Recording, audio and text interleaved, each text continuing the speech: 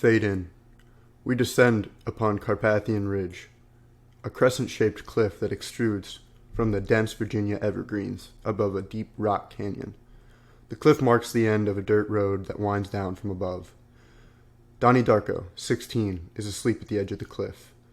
With his bike collapsed next to him, he is shivering, curled in a fetal position. He slowly opens his eyes and looks around, disoriented by the morning light. He then stands up, looking down into the expansive rock canyon. After a moment of hesitation, he takes his bike back up the hill. Exterior Middlesex, morning, 11 a.m. Montage is choreographed to Never Tear Us Apart by INXS. Donnie pedals down into the suburb village of Middlesex, Virginia, passing by a large rock Middlesex rock pattern. Donnie pedals past two neighborhood women who are speed walking with hand weights. They smile at him. A Pontiac Trans Am speeds by. Exterior neighborhood street, day, Saturday, 1 p.m. Donnie turns the corner and heads toward the garage. We pan over to the Darko house, moving through the front yard where Eddie Darko, 44, pulls the cord and his gas-powered leaf blower roars to life. Elizabeth Darko, 19, comes out the front door. She approaches her dad from behind. Eddie turns and aims the leaf blower at her face, blasting her with air. Exterior Darko driveway, next. Donnie parks his bike and goes inside. Exterior Darko backyard, patio, next. We pull back from Samantha Darko, 10, as she is jumping on a trampoline, and pan over to Rose Darko, 42, as she sits at a table reading a paperback copy of Stephen King's It. She glances over to the kitchen. Interior kitchen, next. Donnie walks into the kitchen. He then goes up to the refrigerator. Printed in magic marker on the refrigerator notepad is the phrase, "Where is Donnie?" Interior, family room, evening, 5 p.m. The opening theme of Who's the Boss begins as we see Tony Danza's blue van and title card. We reveal Samantha, sitting on the floor, singing softly with the theme song, Brand New Life, performed by Larry Weiss. We pan over to Donnie, sitting in the Lazy Boy. Interior kitchen, evening, 6 p.m. The Darko family has convened for dinner. They eat silently for several moments. Elizabeth. I'm voting for Dukakis. Eddie. Well, perhaps you have children of your own that need braces and you can't afford them because half of your husband's paycheck goes to the federal government. You'll regret that decision. Elizabeth. I'm not going to squeeze one out until I'm 30, Donnie says. Will you still be working at the yarn barn? Because that's a great place to raise children. Rose. No, a year of partying is enough. She'll be going to Harvard this fall. Elizabeth. I haven't accepted yet, Mother. Rose. If you think Michael Dukakis will provide for this country prior to the point when you decide to squeeze one out, then I think you're misinformed. Samantha. When can I squeeze one out? Donnie to his sister. Not until 8th grade. Rose. Excuse me? Donnie, you're such a dick. Donnie. Whoa, Elizabeth, a little hostile there. Maybe you should be the one in therapy. Then Mom and Dad can pay someone $200 an hour to listen to all of your thoughts. So we won't have to. Elizabeth. Maybe you'd like to tell Mom and Dad why you stopped taking your medication. An awkward silence. You stopped taking your medication? Samantha. When can I squeeze one out, Mom? Donnie, glaring at Elizabeth. You're such a fuck ass. Rose. When did you stop taking your medication? Elizabeth. Did you just call me a fuck ass? Rose. That's enough. Elizabeth. You can go suck a fuck. Oh, please tell me, Elizabeth, how exactly does one suck a fuck? Rose. We will not have this at the dinner table. They are all silent for a moment. Samantha. What's a fuck ass? Despite his brave efforts to hold back laughter, Eddie Darko lets out a slight guffaw. Elizabeth's room, evening, Saturday night, 9 p.m. Elizabeth talks on the phone, getting ready for her Saturday night. Rose knocks, and then enters. Elizabeth into the phone. No, I took a year off to be with you. Of course I care. Don't get angry. Covering up the phone. What? How did you know? Elizabeth cutting her off. I didn't realize it was such a big deal. Rose. It is a big deal. Elizabeth. I caught him flushing the pills down the toilet. He knows you checked the container. Interior Donnie's room, next. Donnie lies on his bed, reading collected short stories by Graham Greene. His room is an organized wreck. Rose enters and begins to pick things up off the floor. Donnie. Get out of my room. Rose bitterly turns to leave, but stops at the door. Rose. I wish I knew where you went at night. Did you toilet paper the Johnson's house? Donnie, still reading. I stopped rolling houses in the 6th grade, Mom. Get out of my room. Rose. You know, it'd be nice to look at you sometime and see my son. I don't recognize this person today. Then why don't you start taking the goddamn pills? Donnie leans over and turns off his lamp. Rose turns and leaves her son alone in the dark, closing the door behind her. Donnie. Bitch! Interior upstairs hallway next. Rose stops in her tracks, hearing this, then walks into her bedroom and closes the door. Interior master bedroom next. Rose goes into bed with Eddie, who is reading a hardback copy of Stephen King's The Tommyknockers. Our son just called me a bitch. Eddie. You're not a bitch. You're bitchin', but you're not a bitch. Interior upstairs bathroom next. Donnie removes his pills from the medicine cabinet. We see insert that reads L-Thurman, MD. He looks at the bottle for a moment, then takes 3 pills and swallows them, staring at his reflection in the mirror. Interior master bedroom, night, 12 a.m. Eddie sits up in bed, unable to sleep. Interior family room next. The TV pops on. Eddie drops him to the lazy boy. They are replaying the Bush-Dukakis debate. Eddie laughs. Interior foyer next. We pull back and pan over to the grandfather clock as the hand reaches midnight. Title card. October 2, 1988. Interior Donnie's room. Night. Early Sunday morning, 1 a.m. Voice. Wake up. Donnie. Donnie jerks upright in bed, awakened from a bad dream. He looks over at his alarm clock. 12:50 a.m. His expression is distant, confused. Interior foyer next. Donnie walks downstairs. Interior family room next. Donnie stares at Eddie, asleep in the lazy boy. Interior kitchen next. Donnie walks into the kitchen, removes a magic marker from the refrigerator message board. Interior foyer next. Donnie walks to the front and exits the house. Exterior Darko house, front yard next. Donnie walks down the front walk to the street. Exterior neighborhood street next. Donnie walks down the street. Exterior 7th hole, night, 1:30 a.m. Donnie arrives next to the pen and stares off into the distance. Voice. Hell of a night for a walk, huh, Donnie? Donnie stares off into the distance. Tonight is very special, Donnie. What? I've been watching you. Do you believe in God, Donnie? Donnie doesn't answer. He holds his stomach, taking deep breaths. God loves his children, Donnie. God loves you. There, standing on the 7th hole is a 6-foot-tall figure dressed in a grotesque bunny suit. Donnie stares at the bunny nervously as a wave of nausea overcomes him. Bunny, my name is Frank. I want you to follow me. Why? I'm here to save you. The world is coming to an end, Donnie. Donnie doesn't answer. Look up in the sky, Donnie. He looks up into the black night. 28 days, 6 hours, 42 minutes, 12 seconds. That is when the world will end. Donnie looks back at Frank. His expression is vacant expanse of confusion. Interior foyer, night. Elizabeth comes through the door, leans back against it, closes her eyes. Interior family room, night. Eddie Darko sleeps reclined on the lazy boy. The final notes of the Channel 12 national anthem fade away to static. From above, a thunderous crash. Plaster rains from the ceiling. Books fly off the bookshelves as the entire wall mount collapses to the floor. Eddie jerks awake. Interior foyer, next. Elizabeth falls back in horror as plaster rains down from around the chandelier. Debris falling in the dining room doorway. Exterior 7th hole, Sunday morning, 10 a.m. Donnie is curled up asleep on the green. A golf ball lands on the green and rolls within inches of his head. A golf cart filled with 4 older men arrives. Dr. Fisher, 45, gets out of the car. Dr. Fisher. Donnie Darko? Donnie Darko? Donnie Darko? Son, what's going on here? Jim Cunningham, 40, the man riding shotgun, gets out of the cart and walks over.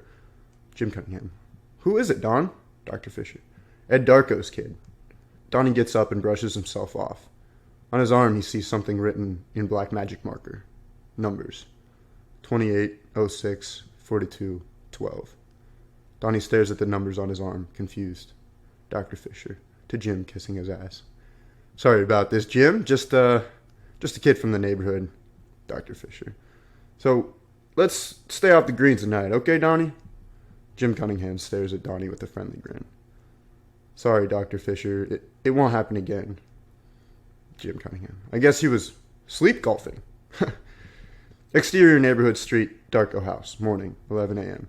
Donnie walks down the street towards his house. A fire engine, 2 police cars, a news van, all parked in front of his house. There are dozens of neighbors in the street surrounding a barricade. Donnie moves through the dark crowd where the police officer is standing. Donnie. Hey, I live here.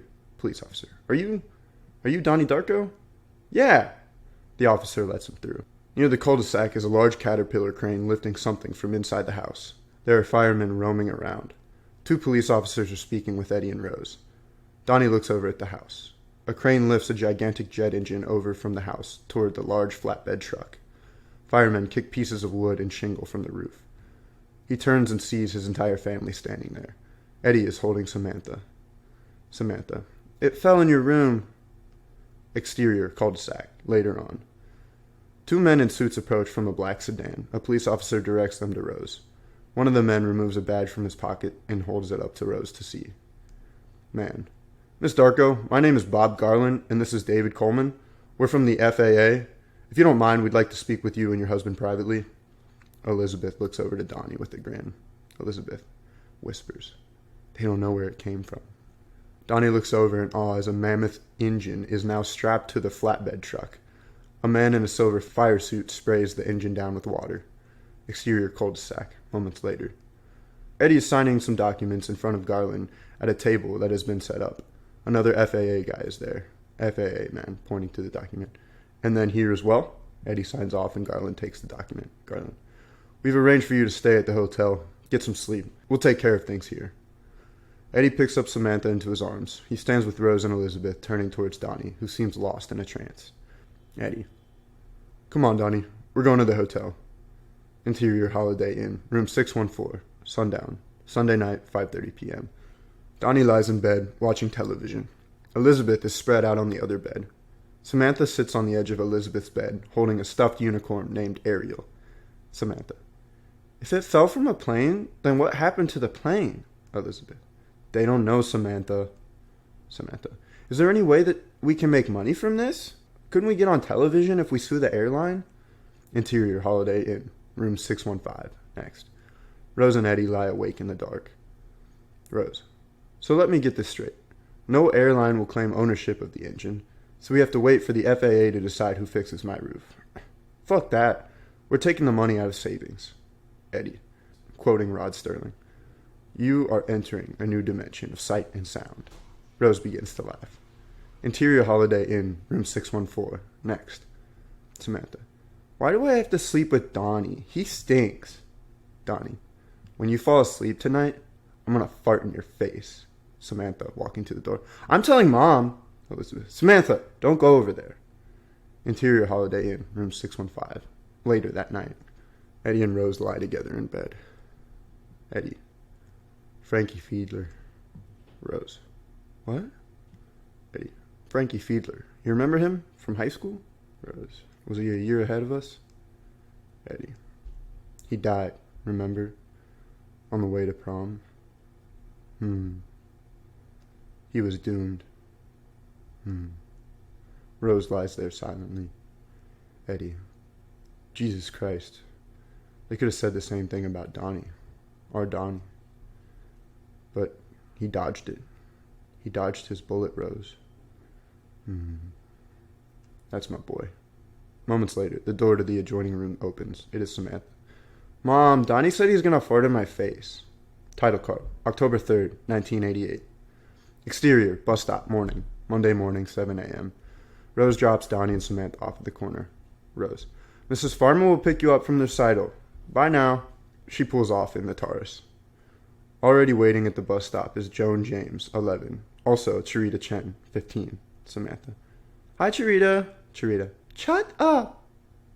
Also, there are Donnie's 2 best friends, Sean Smith, 16, and Ronald Fisher, 15. Ronald, raising his hands in victory. Darko cheats death. Man, you're famous. I called you like a jillion times last night. Donnie, we went to a hotel.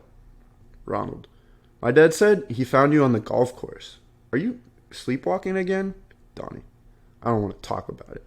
Sean, hey, now that you're famous, you gotta have a smoke.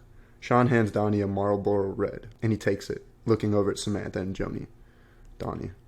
What happens if you tell Mom and Dad about this, Samantha? Samantha. You'll put Ariel in the garbage disposal. Joni. So grody. Sean, Ronald, and Donnie lighten up. Ronald is the most amateur looking. Sean. Hey, Charita, want a cigarette? Shut up! Ronald mimicking. Shut up! Sean. Go back to China, bitch. Donnie. Leave her alone, man. Charita looks over at Donnie, her quiet devastation poorly hidden. Exterior/interior Middlesex Ridge School, morning, 8 a.m. The following montage is 3 long, steady cam shots in the main school hallway and courtyard. We follow Donnie and his friends as they pour out of the back of the emergency exit of the school bus to Head Over Heels by Tears for Fears. We pick up teachers Karen Pomeroy, 27, and Dr. Kenneth Monatoff, 30, and Kitty Farmer, 42, with Jim Cunningham, as they make their way through the hallways. Swarms of girls surround Donnie as he makes his way to his locker.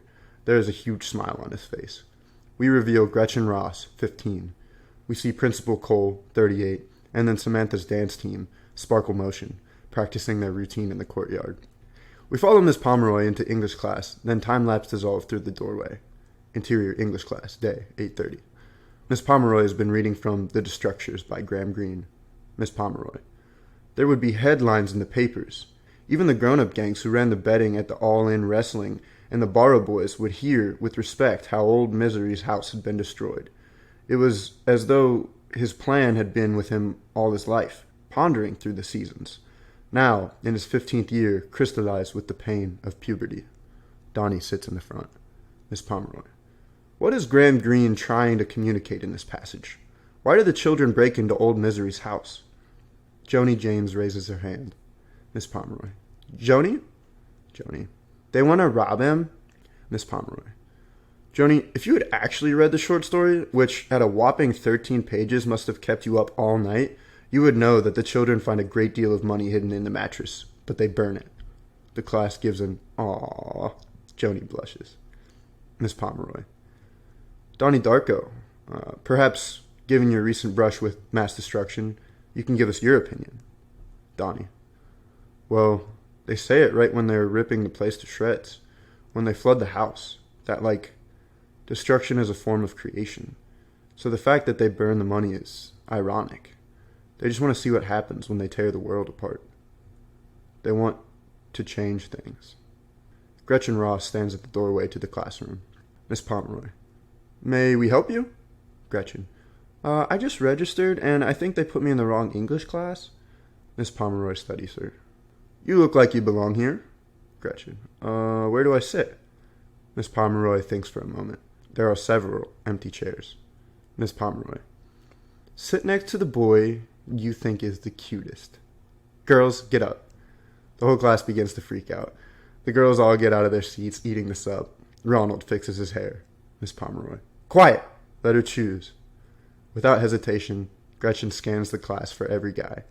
As she gracefully takes her seat next to Donnie, they make eye contact. Donnie grins from ear to ear.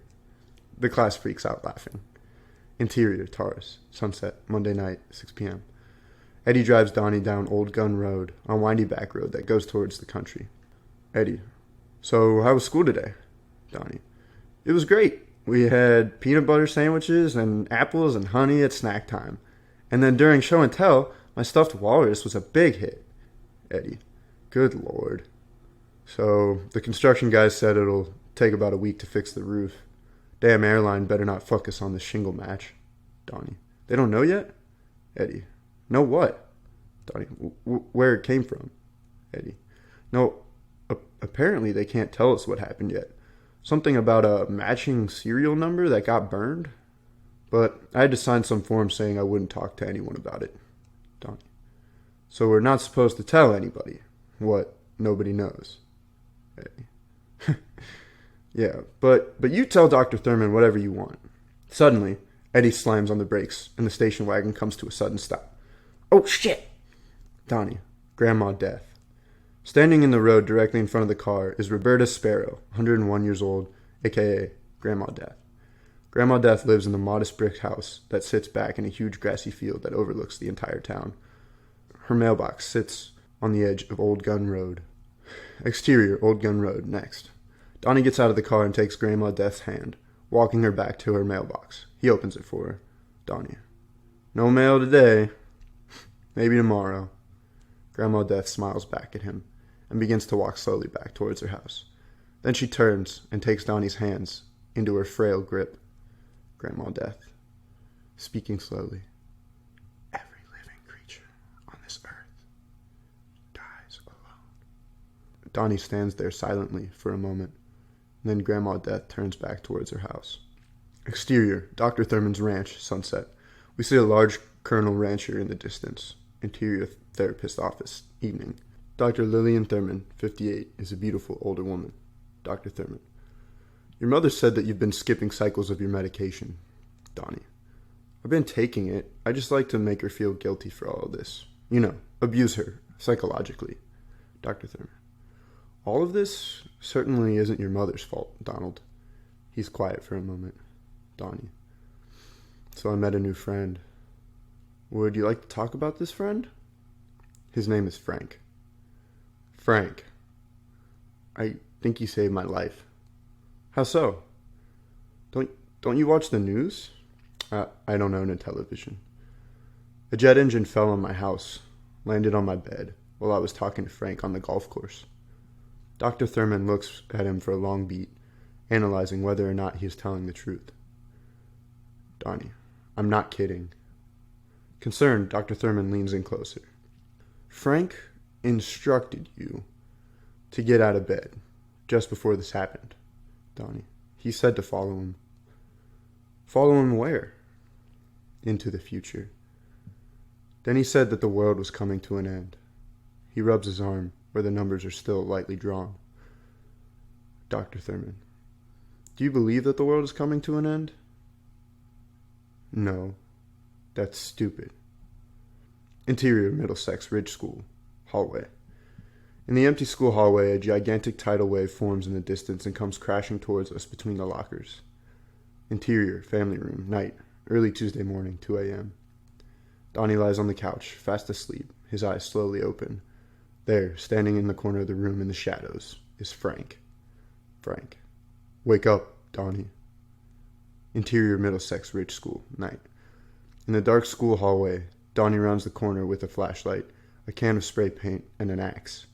Frank stands in the same hallway where the tidal wave crashed. Interior school basement. Next. Donnie shines the flashlight through the basement. He approaches some old piping. Donnie puts the axe back over his shoulder and then lowers it fiercely. The smashing of metal against metal echoes through the room. Title card. October 4, 1988. Exterior bus stop. Morning, 7:45 a.m. The same group stands and waits for the bus. The guys smoke. Sharita stands alone. Samantha is reading something to Joni. Samantha. And then the prince was led into a world of strange and beautiful magic. Joni. Wow. Donnie grabs the piece of paper from his sister. Donnie reading out loud. The Last Unicorn by Samantha Darko. Samantha. Donnie, give it back. He pushes her away. Samantha. You're wrinkling it. Sean. Hey, it's 7:45. The bus should have been here like 20 minutes ago. Ronald. Maybe Martha Moo finally went nuts and hijacked the bus. Sean. You know, there's like this rule. We get to go home at 7:55. Ronald. There's no rule. Sean. Fuck yeah, there is. If the bus doesn't show up in 30 minutes, you're supposed to go straight home. Donnie. Yeah, he's right. Because if we keep waiting, some guy in a van might pull up and try to molest us. And then our parents could sue the school board. Everyone starts to get excited, looking down the road to see if the bus is coming. Sean's watch hits 7:55. No bus. Sean. All right, 7:55. Everybody goes home. Ronald. Let's go to Donnie's house. His parents are both at work. The three guys begin walking. Donnie. Come on, Sam. You can call Joni's mom from home. The two girls follow them. Charita stands at the corner. Donnie. Hey, Charita. You should go home. Sean. Yeah, if you're still here and the bus comes, we'll get in trouble. Charita. Shut up. Sean. Hey, Porky Pig. I hope you get molested. Suddenly, Emily Bates, 10, and Susie Bates, 8, run up to the bus stop. Emily. Hey, our mom said that the school is canceled today because it's flooded. Joni. No, Way. A horrible expression appears on Donnie's face. Interior Middlesex Ridge School, morning. A janitor named Leroy, 55, stands up at the end of the hall with Principal Cole. Water rushes past their feet down the steps. Leroy. I got 12 classrooms full of water, all coming from a busted water main. Principal Cole. What else? Leroy. What else? Shit, Principal Cole, you ain't gonna believe what else. Exterior back courtyard, morning. They stand before the bronze Middlesex mongrel, spray painted on the concrete before it is. The phrase, they made me do it. There are papers strewn everywhere. Embedded in the head of the mongrel is an axe. Principal Cole. Christ, is that an axe? Leroy. Yep. Principal Cole. How did this happen? I guess they made him do it. Leroy can't help himself. He has to laugh. Principal Cole. You're fired. Principal Cole walks away. Exterior bus stop 2. Early morning, 8:15 a.m. Donnie, Sean, Ronald, Samantha and Joni, Emily and Susie walk from their bus stop. Ronald. School's closed. Everybody go home. Emily. Nuh-uh. Samantha. Yeah, a cat burglar broke in and trashed everything. Susie talks to Emily. Joni and Samantha listen in. Emily. Mom said the boys' locker room looked like a swimming pool and that they found feces everywhere. Susie. What are feces? Emily. Baby mice. Susie. Ew. Joni. Oh my god, that's so grody. Exterior bus stop 3. Next. Sean looks down to another bus stop down the street. Sean. School's canceled. A bunch of kids scream out, jumping up and down. Exterior bus stop 4. Next. Donnie approaches another corner alone. Ricky Danforth, 17, and Seth Devlin, 18, stand with Gretchen. Seth, smoking a cigarette. Hey, has anyone ever told you that you're sexy? Ricky. I like your boobs. Gretchen looks at them with disgust. Donnie walks into the group. Hey. Gretchen. Hey. It's Donnie. School's canceled. They look at one another, surprised. Gretchen to Donnie. Want to walk me home? Donnie. Sure. They quickly begin to walk off. Seth and Ricky look off at them, furious. Gretchen. Don't look so freaked. Donnie. I'm not, but you should check your backpack, because those guys like to steal shit. Gretchen. Fuck them. Gretchen smiles at Donnie, then turns back and gives them the middle finger. Exterior neighborhood street, next, 8:30 a.m. Donnie and Gretchen just walk along the sidewalk together. So, you just moved here? Gretchen. Yeah, my parents got divorced. My mom has a restraining order against my stepdad. He has emotional problems. Donnie. Oh, I have those too. I mean, what kind of problems does your dad have? Gretchen. He stabbed my mom 4 times in the chest. Donnie is shocked. Wow, did he go to jail? Gretchen. He fled. They still can't find him. My mom and I had to change our names and stuff. I thought Gretchen sounded kind of cool. Donnie. I'm sorry. I was in jail once. I accidentally burned down this house. It was abandoned. I got held back in school again. Can't drive until I'm 18.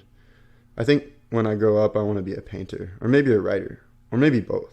Then I'll write a book and draw the illustrations like a comic book. You know, change things. Gretchen. Donnie Darko is a cool name. Sounds like a superhero. Donnie. What makes you think I'm not? Gretchen smiles. She looks over at her house. I should go. For physics. Monotov says I have to write an essay on the greatest invention ever to benefit mankind. Donnie. That's easy. Antiseptics. She gives him a look. Donnie. I mean, the whole sanitation thing. Joseph Lister, 1895. Before antiseptics, there was no sanitation, especially in medicine. Gretchen. You mean soap? Donnie. Don't knock soap. Without it, disease would spread rapidly. If we ran out, you and I would never live to see the year 2000. Gretchen. Wonder where we'll be then. Donnie. The best thing about soap is that it's the only thing on earth that can never get dirty. No matter what crap you throw on it, it always rubs off. And there it is again. Perfect. Gretchen. Until it withers away. She stares at him for a moment. Donnie. It's a good thing the school was flooded today. Gretchen. Why's that? We would have never had this conversation. She smiles. You're weird. Donnie. I'm sorry. Gretchen. That was a compliment. Donnie. Will you go with me? Gretchen. Well, where are we going? No, I mean, will you go with me? That's like what we call it here, going together. Gretchen. Sure. She gets up and begins walking up the hill. Donnie. Where are you going? Gretchen. I'm going home. Title card. October 6, 1988. Whoo-wee. October 6, 1988. Interior therapist's office. Evening. Thursday, 6 p.m. Dr. Thurman sits next to Donnie. His eyes are closed. Dr. Thurman. And when I clap my hands twice, you will wake up. Do you understand? Donnie. Yes. Dr. Thurman. So, tell me about your day, Donald. Donnie. I met a girl. Dr. Thurman. What is her name? Donnie. Gretchen. We're going together now. Dr. Thurman. Do you think about girls a lot?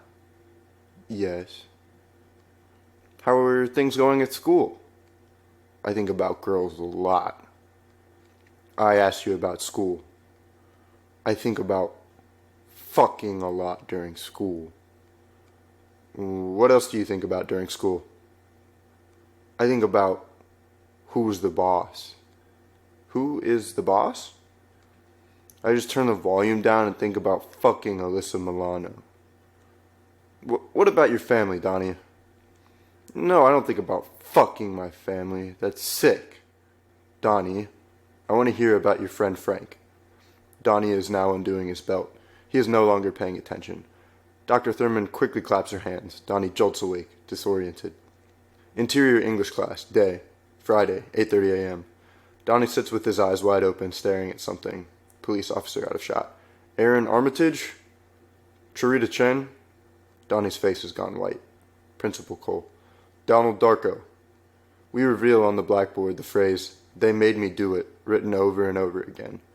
We reveal two police officers standing next to Principal Cole in the corner of the classroom. Donnie gets up and walks over to the board and writes the phrase. He then sits down again, without hesitation. The police officer hesitates for a moment, lingering over Donnie's penmanship. He then places a question mark next to Donnie's name on the roster. Ms. Pomeroy makes eye contact with him. Interior Health class, afternoon, Friday, 1 p.m. We pull back from a television. A cloud formation blows across the screen, revealing a logo that reads, Cunning Visions Productions. A series of interviews follow, infomercial style. Linda Connie. And what I realized was that my entire life, I was a victim of my own fear. I was feeding fear with food. And finally, I looked in the mirror. Not just in the mirror. I looked through the mirror. And in that image, I saw my ego reflection. Donnie's health class is assembled in uniform rows in front of the television cart. Miss Farmer paces in front of them. Shanda Reisman, with her arm around her geeky son. And for 2 years, I thought it was normal for a 15-year-old to wet the bed. Laughter from the students. Miss Farmer. Quiet! Shanda Reisman, choking up. We tried everything, but the solution was there all along. Larry Reisman burst out emotionally. I'm not afraid anymore! A montage of family imagery follows. Narrator. All across America, people have come together to join hands. People who believe that human life is too important, too valuable to be controlled by fear. A middle-aged white man walks onto the country patio. It is Jim Cunningham, the guy from the golf course. Jim Cunningham. Hello, my name is Jim Cunningham, and welcome to Controlling Fear. The title card, Controlling Fear, appears on the screen, followed by Part 1, Attitudinal Beliefs. Frank, voice up. Pay close attention. You could miss something. Donnie stares at the screen, at Jim Cunningham. Exterior Old Gun Ruins, afternoon, Friday magic hour, 4:30 p.m. The ruins of a brick chimney sit in the middle of a field. Donnie, Sean, and Ronald have lined up several empty beer bottles, cans, and stuffed animals on the hearth. They take turns blasting these targets with a BB gun. Blam! A can falls over. Ronald hands the gun to Donnie. Sean pulls out a bottle of raspberry night train and takes a sip. He hands the bottle to Ronald. Ronald. What is this shit? Sean. Raspberry. He takes a big sip, which results in a dry heave. Raspberry. That's good shit. Donnie aims the crosshairs on Smurfette's head. He pulls the trigger. Smurfette falls over. Ronald. Wicked. Sean. No more fucking for her. Ronald. Smurfette doesn't fuck. Sean. Bullshit. Smurfette fucks all the other Smurfs. That's why Papa Smurf made her, because the other Smurfs were getting too horny. Ronald. Not vanity. He's a homo. Blam! A bottle shatters. Sean. Then she fucks them all while Vanity watches, and Papa Smurf films it. Ronald takes another sip of Night Train, followed by another dry heave. Blam! A bottle breaks. Donnie. First of all, Papa Smurf didn't create Smurfette. Gargamel did. She was sent in as Gargamel's evil spy with the intention of destroying the Smurf village. But the overwhelming goodness of the Smurf way of life transformed her into the Smurfette we all know and love. And as far as the whole gangbang scenario, it just couldn't happen. Smurfs are asexual. They probably don't even have reproductive organs down there under those little white pants. The only reason they exist is because of a magic spell and witchcraft, which is all a bunch of bullshit if you ask me. And that's what's so illogical about the Smurfs. What's the point of living if you don't have a dick? Donnie aims the gun, pulls the trigger. Blank! A bottle breaks. Ronald. Damn it, Donnie, why do you always gotta get all smart on us? Donnie takes up the bottle of Night Train and takes a small sip. Their conversation is interrupted by the squealing of tires. Exterior, Old Gun Road, next. Magic hour, 5 p.m. Down the hill, a Dodge minivan is stopped on Old Gun Road. Grandma Death is once again in the middle of the street. Donnie. Grandma Death. Miss Farmer leans her head out the window. Excuse me! Grandma Death doesn't hear her. She wanders around in circles. Furious, Miss Farmer gets out of the car and walks over to the old woman, walking her by the shoulders back to her driveway. Miss Farmer. Please stay out of the road, Miss Sparrow. If this happens again, I'm going to call the social services. Miss Farmer gets back behind the wheel and they drive off. Grandma Death lurks around her mailbox. Ronald. How old is Grandma Death? Donnie. 101, I think. Every day she does the same thing, but there's never any mail. Grandma Death approaches the mailbox. Sean. Here we go. This could be it. She opens it, then closes it, walks away. Ronald. Aw, that sucks. She approaches the box again. What? Wait a minute. We may still have mail. Opens it, closes it, walks away. Ronald. Ah! They continue to watch her, sipping liquor into the sunset, as Grandma Death repeats this act like an ancient wind-up doll. Interior family room, evening, Friday 7 p.m. Donnie lies on the couch watching television, where there's a news story about the flood to school. Several construction workers are packing up their things. Interior, upstairs bathroom, moments later. Looking nauseous, Donnie opens the medicine cabinet and retrieves his pills. He takes 4 of them. Donnie takes a drink of water, closing his eyes. He puts the pills back and closes the cabinet. In the mirror's reflection is Frank. Donnie jumps. Frank, you got away with it. Don't worry. Donnie reaches his hand out towards Frank and it presses against an invisible wall, as if he were pressing his hand against liquid glass. Donnie, how can you do that? I can do anything I want, and so can you. Donnie stares closely at Frank, then he removes his hands and moves back away from him. Exterior middle school. Exterior Middlesex School Auditorium, evening, 7:15 p.m. A sign reads, Emergency PTA meeting tonight. Interior Auditorium, evening, 7:15 p.m. Parents and teachers convene in front of the auditorium entrance. Kitty Farmer hands out Xeroxed images of something. Eddie and Rose chit-chat with the other concerned parents. Miss Pomeroy approaches Kitty Farmer. Miss Pomeroy. What are you trying to accomplish here? Miss Farmer, indignant. There was urine and feces flooded in my office. Interior auditorium, later on. The crowd settles. Principal Cole takes the stage. Principal Cole. In cooperation with the county police, we have begun an active investigation into the cause of flooding, and our suspects include several of our own students. Kitty Farmer stands up in her seat near the front row. Miss Farmer. I want to know why this filth is being taught to our children. The crowd stirs. Principal Cole. Kitty, I would appreciate if you could wait. Mr. Cole, not only am I a teacher, but I am also a parent of a Middlesex child.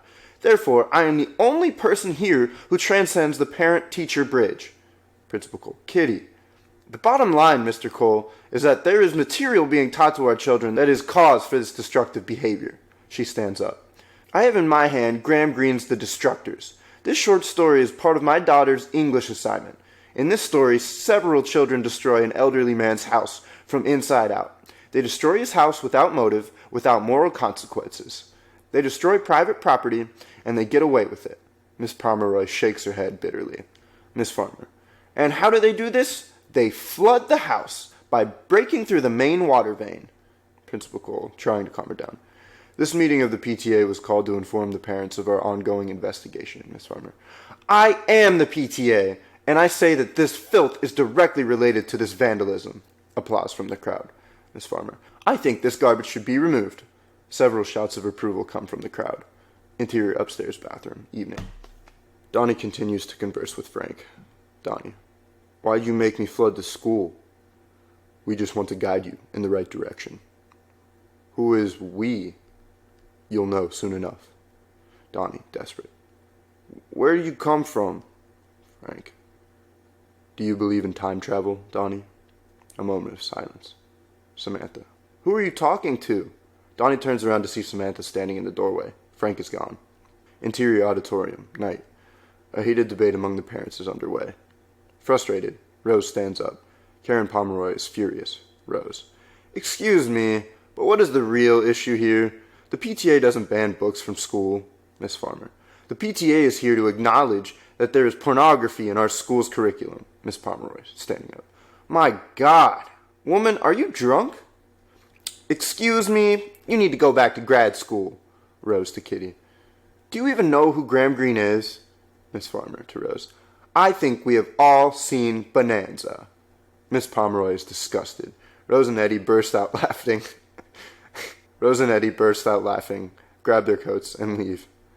Exterior, Wizards Arcade, afternoon, Saturday, 1 p.m. Donnie and Gretchen play a Sega race car driving game. Donnie drives a souped-up red Ferrari through the Grand Canyon.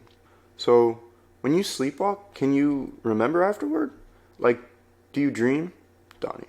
No. I just wake up and I look around, try to figure out where I am, how I got there. Gretchen. My dad said never wake a sleepwalker, because they could drop dead. The Trans Am crashes head-on into a tree. Game over. Donnie. It's like this big force that's in your brain. But sometimes it grows bigger, and it spreads down into your arms and legs. It just sends you someplace. Gretchen. So, when you sleepwalk, you go somewhere familiar? No. Every time I wake up somewhere different. Sometimes my bike is laying there next to me.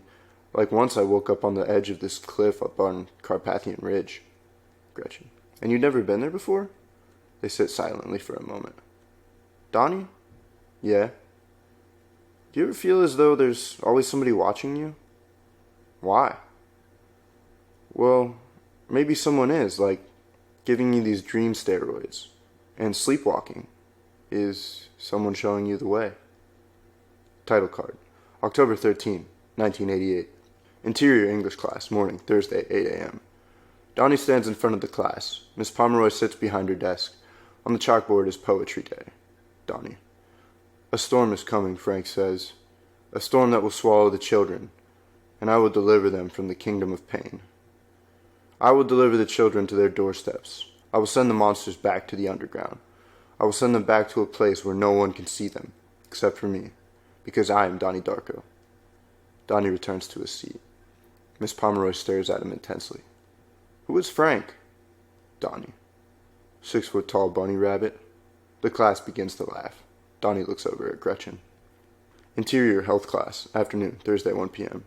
Miss Farmer stands next to the television where Jim Cunningham narrates the Lifeline tutorial. Jim Cunningham. And so, let us begin Lifeline exercise number 1. Please press stop now appears on the screen. Miss Farmer stops the tape and moves to the blackboard. On it, she has drawn a horizontal line bookended by the words love and fear. Miss Farmer. As you can see, the lifeline is controlled by two polar extremes, fear and love. Fear is in the negative energy spectrum. Love is in the positive energy spectrum. Sean to Donnie. No duh. Miss Farmer. Excuse me? No duh is a product of fear. She stares them down for a moment, shaking her head. Miss Farmer handing out cards. Now on each card is a character dilemma which applies to the lifeline. Please read each character dilemma aloud and place an X on the lifeline in an appropriate place. The students read their cards. Kitty Farmer. We'll start in the front. Charita Chen stands up and walks over to the blackboard. Miss Farmer pulls up large white cards that have black and white animated cartoons on them. Charita. Juanita has an important maths test today. She has known about the test for several weeks, but she has not studied. In order to keep from failing her class, Juanita decides that she will cheat on the math test. Charita places an X near the fear end of the lifeline. Miss Farmer. Good. Next. Donnie watches as several more students interpret their respective human dilemma. Finally, it is his turn. Donnie. Ling Ling finds a wallet on the ground, filled with money. She takes the wallet to the address on the driver's license but keeps the money inside the wallet.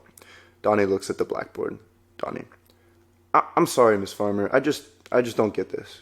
Miss Farmer, impatient. Just place an X in the appropriate place on the lifeline. Donnie. I just don't get this. Everything can't be lumped into two categories. That's too simple. The lifeline is divided that way. Well, life isn't that simple. So what if Ling Ling kept the cash and returned the wallet? That has nothing to do with either fear or love. Fear and love are the deepest of human emotions. Well, yeah, okay, but you're not listening to me.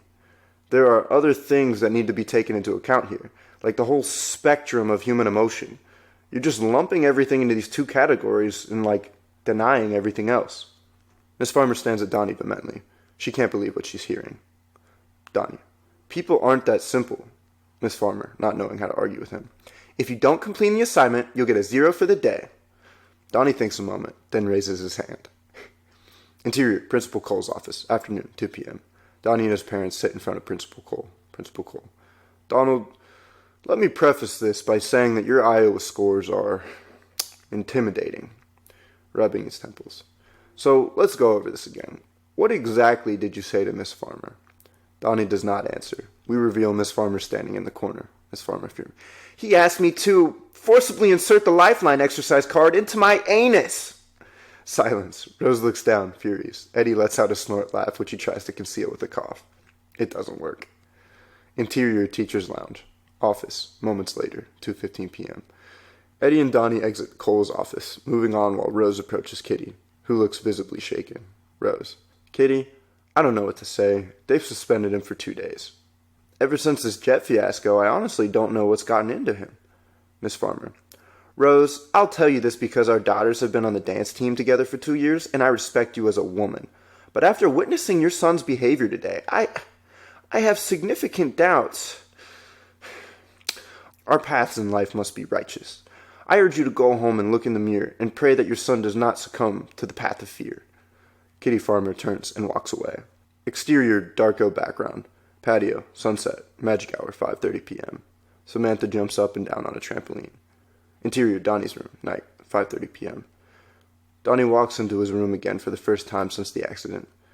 Looking around at the new furniture, paint, and carpet, everything is perfect. Elizabeth peers in the doorway behind him with a cordless phone in her hand. Elizabeth into the phone. Oh my God. Remember that gym teacher, Miss Farmer? Yeah, well, I guess my brother called her a fat bitch today in class and got suspended. And my parents just bought him all this new shit. Yeah, I know. I wish a jet engine would have fallen into my room. Interior. Mariano's Italian Bistro. Night. 6 p.m. Eddie and Rose sit across from one another at the bistro patio, having a quiet dinner to themselves. Rose. He's too old to be behaving this way. Eddie considers this. Eddie. Oh. I say we buy him a moped.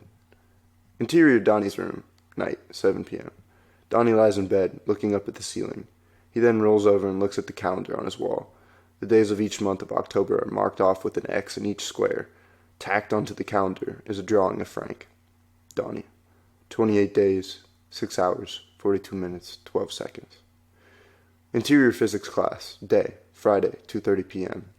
As everyone is leaving class, Donnie stays behind. Donnie. Dr. Monatoff? Dr. Monatoff. Donnie. I know that this is going to sound kind of weird, but do you know anything about time travel? Dr. Monatoff pauses, turns and looks at Donnie. He seems to know something. Interior physics class, later on. Dr. Monatoff has drawn a diagram on the blackboard. In his hands he holds a copy of Stephen Hawking's A Brief History of Time. So, according to Hawking, wormholes might be able to provide a shortcut for jumping between two distant regions of space-time. Donnie. So, in order to travel back in time, you'd have to have a big spaceship or something that can travel faster than the speed of light. Theoretically. Donnie. And be able to find one of these wormholes. Dr. Mata. A wormhole is an Einstein-Rosen bridge, which is theoretically a wormhole in space controlled by man. Donnie. So, that's it? Dr. Monata. The basic principles of time travel are there. So you have the vessel and the portal, and the vessel can be anything, most likely a spacecraft. Exterior schoolyard next. Charita Chen listens to this conversation intently. Interior physics class next. Donnie. Like the DeLorean. A metal craft of any kind. Donnie stares at him intently. Dr. Monotov walks over to his desk and picks up a book. Don't tell anybody that I gave you this. The woman who wrote it used to teach here a long time ago. She was a nun for many years, and then overnight she just became this entirely different person. She up and left the church, wrote this book, and started teaching science. Donnie takes the battered book. We see the cover. Interior school, main hallway, moments later. Donnie stands before an array of old photographs. We zoom into a black and white photograph of young Roberta Sparrow standing in a class photograph dated 1944. Donnie looks down at the book and then at the photograph. Donnie. Roberta Sparrow. Grandma Death. Interior kitchen, night, Friday, 6 p.m. Donnie sits down for a dinner with his family. Donnie. It's called The Philosophy of Time Travel. Elizabeth. What does time travel have to do with philosophy? Donnie. Guess who wrote it? No one seems to know. Grandma Death. Rose. That is a terrible nickname. Eddie. Grandma Death. Donnie to Eddie. You know, Roberta Sparrow. We almost hit her with the car the other day. Rose. I've heard she's loaded. The family's taken aback. Eddie. You're right. Roberta Sparrow was famous for her gem collections. Kids used to try to steal stuff from her all the time. Over the years, as she got older, she became more and more of a recluse. Now she just likes to stay up there all by herself. Donnie. I guess she just lost faith in the world. Exterior Darko backyard, sunset, Saturday, 5:30 p.m. Slow motion. Donnie and Gretchen jump up and down on the trampoline, lost among falling autumn leaves. Interior therapist's office, day, Sunday, 12 p.m. Donnie is on Dr. Thurman's couch. Dr. Thurman. How many times have you seen Frank? Donnie. 4 times. So far. Can anyone else see him? I don't think so. It's like a TV station, and they're tuned into mine and no one else's. Dr. Thurman. Who is they? Is Frank part of some larger group? I don't know. Gretchen has a theory that Frank is a sign. I told her I thought it was ridiculous. A sign from whom? Donnie, changing the subject. I think that Frank wants me to go to this woman, holding up the book. She wrote a book about time travel. Frank asked me if I believed in time travel. That can't just be a random coincidence. My dad almost hit her with a car the other day, and she said the creepiest thing. She said that every living creature on this earth dies alone. Well, how did that make you feel? It reminded me of my dog, Callie. Is Callie still around? No. She died when I was 8. We couldn't find her for days. She went and crawled underneath our back porch. Do you feel alone right now? He looks at her for a moment. I'd like to believe that I'm not, but I've just never seen any proof, so I just choose not to bother with it. It's like I could spend my whole life thinking about it, debating it in my head, weighing the pros and cons, and in the end, I still wouldn't have proof, so I don't even debate it anymore, because it's absurd. I don't want to be alone. So does that make me like an atheist? Dr. Thurman. No, that makes you keep searching. Donnie takes this in for a moment. Interior family room, evening, Sunday, 7:15 p.m. Eddie and Dr. Fisher watch the Redskins game. Ronald and Donnie watch the game in the family room. Eddie. We need Theismann. Dr. Fisher. We need a miracle. Interior kitchen, next. Rose and Ann Fisher, 45, share a bottle of wine at the kitchen table. Ann. And so his tapes made me realize that for 45 years I've been a prisoner of fear. Rose, you have to meet Jim Cunningham, taking a sip of wine. I can't believe he's not married. Samantha bounces through the kitchen and into the family room, wearing a Dorothy outfit from The Wizard of Oz. Interior family room, next. Donnie sits back in the lazy boy, dozing off. John Madden's CBS chalkboard unfolds on the TV screen. Madden traces his electronic lines across the screen, tracing the movement of the players, as their images are frozen in time. Donnie's eyes close, and then reopen. Donnie turns his head and sees that the room is momentarily bathed in artificial white light, as if God hit the slow motion button during the flash of lightning. Donnie turns his head and sees that protruding from his father's stomach is a thick spear made of silvery plastic gel. As Eddie gets up from the couch to walk over to the refrigerator, his spear precedes him, morphing into an extruded arrow that reaches the refrigerator several seconds before him. The spear traces the exact geography of this movement, through time, using his center of gravity as his axis point. Donnie turns to see Samantha skipping from the kitchen, as her spear bounces several feet in front of her like a caterpillar. Her spear, smaller than her father's, is proportional to her mass. Samantha, her voice echoing through the silence. Follow the yellow brick road. Donnie looks down at his stomach and sees his own spear protruding outward.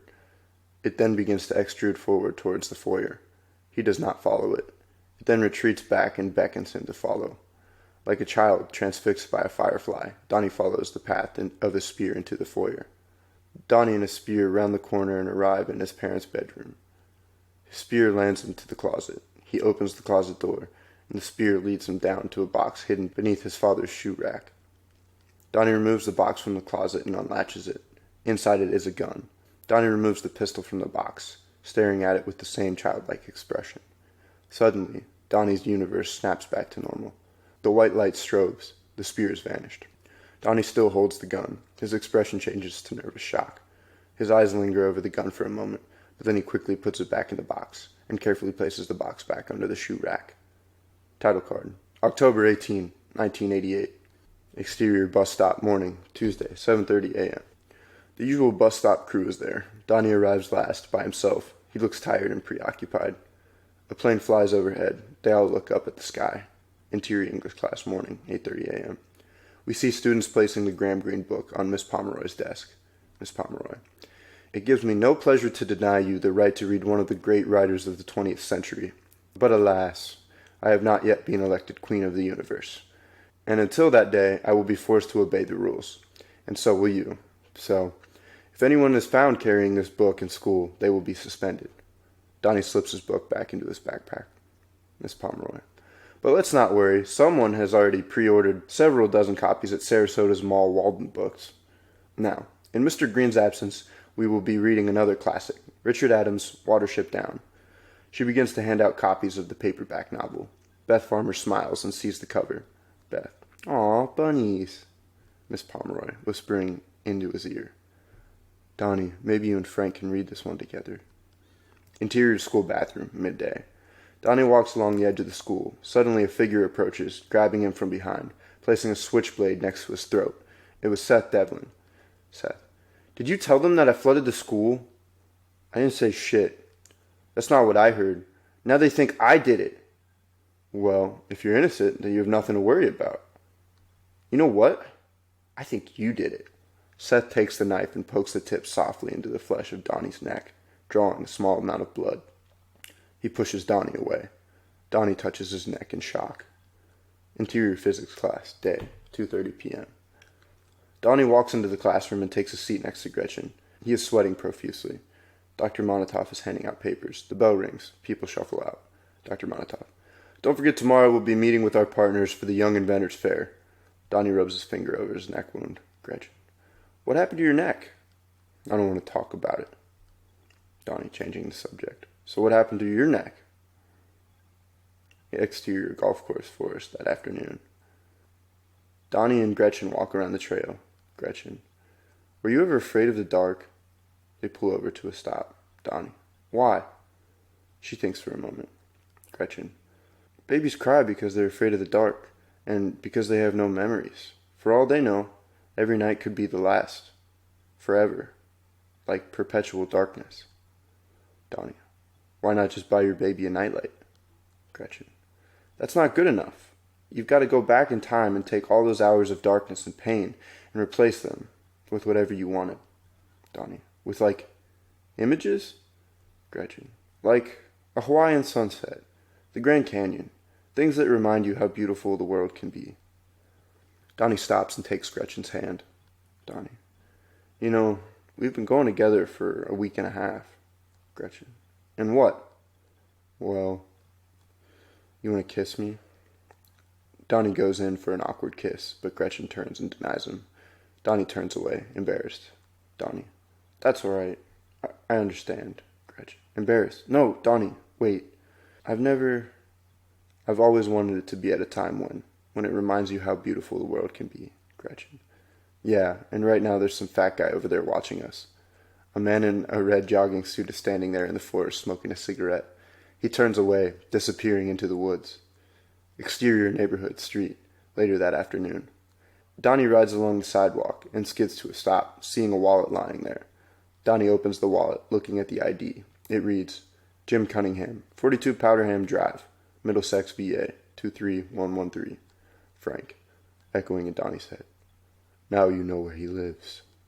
Donnie looks over and sees that he's in front of Cunningham's Tudor mansion. Interior kitchen, evening, 7:15 p.m. Whew!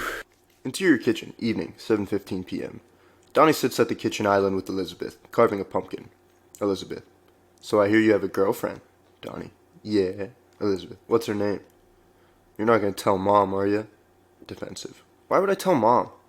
Because you tell Mom everything. No, I don't. She worries about you. Well, don't worry. I'm taking my medication. It's not that.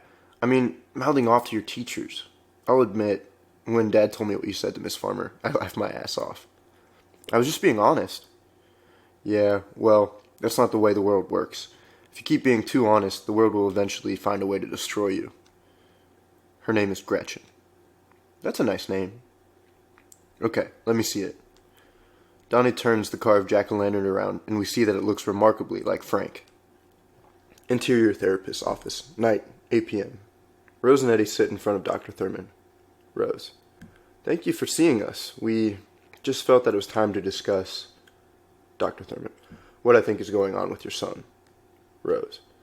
Well, you know about his past, and when you said to look for signs of aggression, he was recently suspended from school for insulting a gym teacher. Eddie. She deserved it. Dr. Thurman.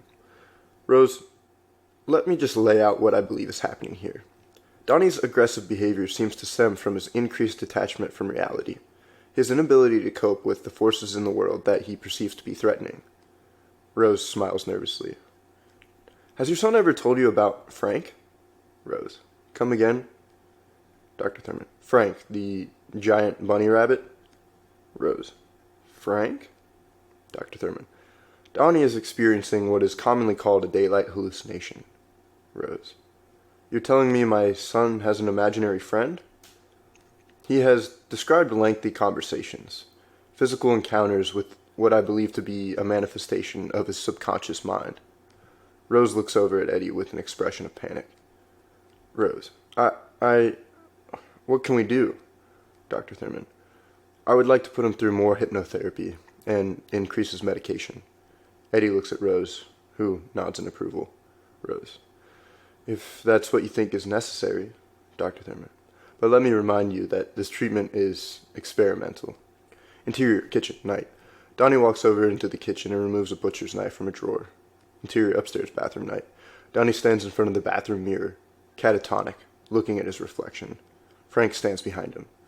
Suddenly, Donnie turns around with the butcher's knife and lunges at Frank with all his weight. The knife collides with Frank's invisible force field, as if it were a liquid steel. Donnie lunges repeatedly at Frank with a psychotic rage, but the knife bounces off. Title card, October 20th, 1988. Interior school, auditorium, morning, 10 a.m. The auditorium is packed with Middlesex mongrels. Jim Cunningham takes the stage. Jim Cunningham, shouting, Good morning, mongrels! Audience, scattered voices. Good morning. Jim Cunningham. That's all the gusto you can muster? I said, good morning. Good morning. Now that's better. But I still send some students out there who are afraid just to say good morning. Audience. Good morning. Jim Cunningham. Are you afraid? Good morning. Jim Cunningham. Now that's what I like to hear, suddenly serious. Because too many young men and women today are paralyzed by their fears. They give in to their feelings of self-doubt. They surrender their bodies to the temptations of drugs, alcohol, and premarital sex. Empty solutions. These are toxic chemicals and disease-spreading behavior. A large screen lowers behind him. I would like to tell you a story today about a young man whose life was destroyed by these instruments of fear. A young man searching for love in all the wrong places, shaking his head tragically. His name was Frank. On the giant screen, an image slide appears of a young cartoon teenager whose eyes are whacked on drugs. The title card appears. His name was Frank. Upon hearing the name Frank, Donnie falls into a paranoid trance. Gretchen, who looks extremely bored, leans over to Donnie. "Let's get out of here." Donnie ignores her. His eyes are locked on Jim Cunningham, who begins his rousing reenactment of the sad, unfortunate downfall of Frank. Within minutes, Jim Cunningham has the crowd laughing, enamored of him with the cartoon slideshow. Note, during the sequence, the camera's speed ramps up to 4 bps. Interior School Auditorium next, 10:30 a.m. Donnie is in a trance. Donnie, we're moving through time. Gretchen, what? The huge screen rises upwards, and Jim Cunningham takes questions from the crowd from portable mic stands in the back of the auditorium. Several students get up and go to the mics. Dorky girl. "Hi, my stepsister, I sometimes worry that she eats too much." Overweight girl, mortified, yelling at her sister from the crowd. "Shut up, Kim!" Dorky girl. "I'm just trying to help you." Jim Cunningham. "There's no need to be embarrassed. Many times we eat because we're afraid to face the reality of our ego reflections. We shouldn't just look into the mirror. We look through the mirror." Dorky girl. "Thanks." Kitty Farmer runs out onto the stage and hands Jim Cunningham a bottle of water and a towel. She gives him a thumbs up sign and runs back off stage. Lanky kid.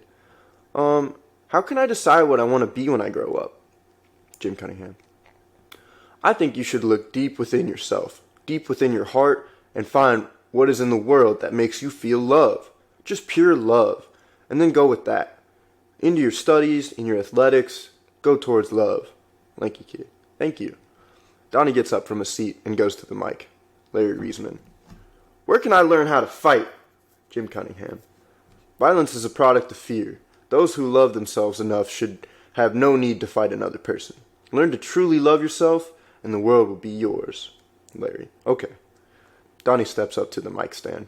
Donnie, furious. How much are they paying you to be here?" Jim Cunningham. "Excuse me, what's your name, son?" Donnie. Gerald." Jim Cunningham. "Well, Gerald, I think you're afraid." Donnie. "Well, Jim, I think you're full of shit." There are rumblings from the faculty, some laughter from the student body. Donnie. "Are you telling us this crap because you want us to buy your book? Because I'll tell you something, that was some of the worst advice I've ever heard." To the dorky girl. "If you want your sister to lose weight, tell her to get off the couch, stop eating Twinkies, and maybe go out for field hockey or something." To the lanky kid. "You're never going to know what you want to be when you grow up. Most of the time, nobody does. How about you, Jim?" To Larry. "And you, sick of some jerk shoving your head in the toilet? Then go lift some weights. Take a karate class. And the next time he tries to do it again, kick him in the balls." More rumblings from the faculty. Laughter from the students gets louder. Jim Cunningham, getting angry. "I think you're afraid to ask me for advice. I think you are a very troubled, confused young man. I think you're searching for answers in all the wrong places." Donnie. "Well, I think you're the fucking Antichrist." The crowd is stirring. Students break into applause. Principal Cole approaches Donnie and removes him from the auditorium. Gretchen watches him go with a smile. Exterior Old Gun Road, afternoon, 3:30 p.m. Donnie and Gretchen walk down the wooded road. Donnie. "They suspended me for 2 days." Gretchen. Are you okay?" Donnie. "I've been seeing stuff.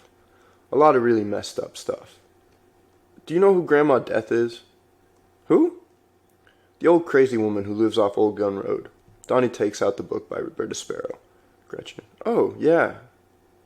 The Philosophy of Time Travel. What is this?" Donnie. "She wrote it. There are chapters in this book that describe the stuff I've been seeing. It can't just be a coincidence. Will you come see her with me?" Exterior Old Gun Road, next, 3:45 p.m. Donnie and Gretchen stand at the end of Grandma Death's driveway. Gretchen leads Donnie up to the front porch of the decrepit house. She then rings the doorbell. They wait for several moments. Nothing happens. Gretchen then goes and peers through a window. Donnie. "I know she's here. She never leaves the house." Gretchen. "Maybe she's asleep." They walk to the end of the driveway, and Donnie stops at the mailbox. He opens it. Empty. Gretchen, pointing to the house. "Donnie, look." In an upstairs window of the house, the silhouette of Grandma Death peers down at them ominously. Interior, Donnie's room, afternoon. Donnie sits at his desk, sealing an envelope. The address reads, Miss Roberta Sparrow, 22 Old Gun Road, Middlesex, VA. 23113. Title card, October 23rd, 1988. Interior Therapist's Office, evening, 6 p.m. Dr. Thurman looks at a diagram from Sparrow's book. Donnie is pacing around her office. Dr. Thurman. And they grow out of our stomachs? Donnie. It was just like she described them in her book. Like they were alive. The way they looked, moved, smelled, they were like workers, assigned to each one of us.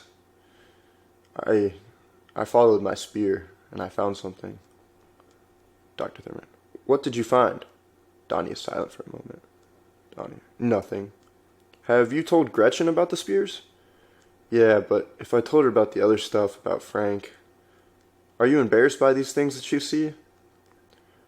You know, every week I come in here and I tell you stuff, and it's all embarrassing. I tell you stuff that I don't tell anyone else. And you know what? It's your turn, Dr. Thurman. I'm not saying anything else until you tell me something embarrassing about yourself. Donnie makes a zipper lip gesture. Dr. Thurman, long stubborn meat. I once had an extended sexual fantasy involving Mr. Rogers. Donnie just stares at her. Whoa. That's okay, Dr. Thurman. It's nothing to be embarrassed about. I have sexual fantasies all the time, too. Dr. Thurman, I know. Donnie, I mean, Gretchen. She won't even let me kiss her.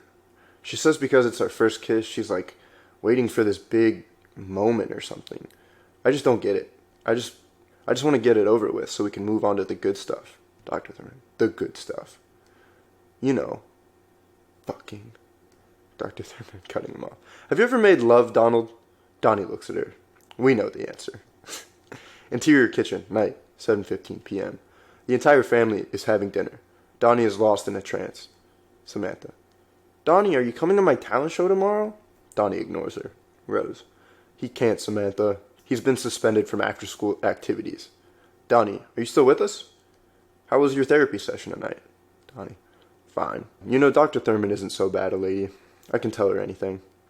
Rose appears surprised and then sad at this comment. She looks at Eddie, who just looks down at his plate of food. Exterior physics class, day, 12 p.m. Donnie and Gretchen are in the front of the room presenting their invention. Dr. Monatoff presides. Donnie. So, we call them IMGs. Infant Memory Generators. Donnie.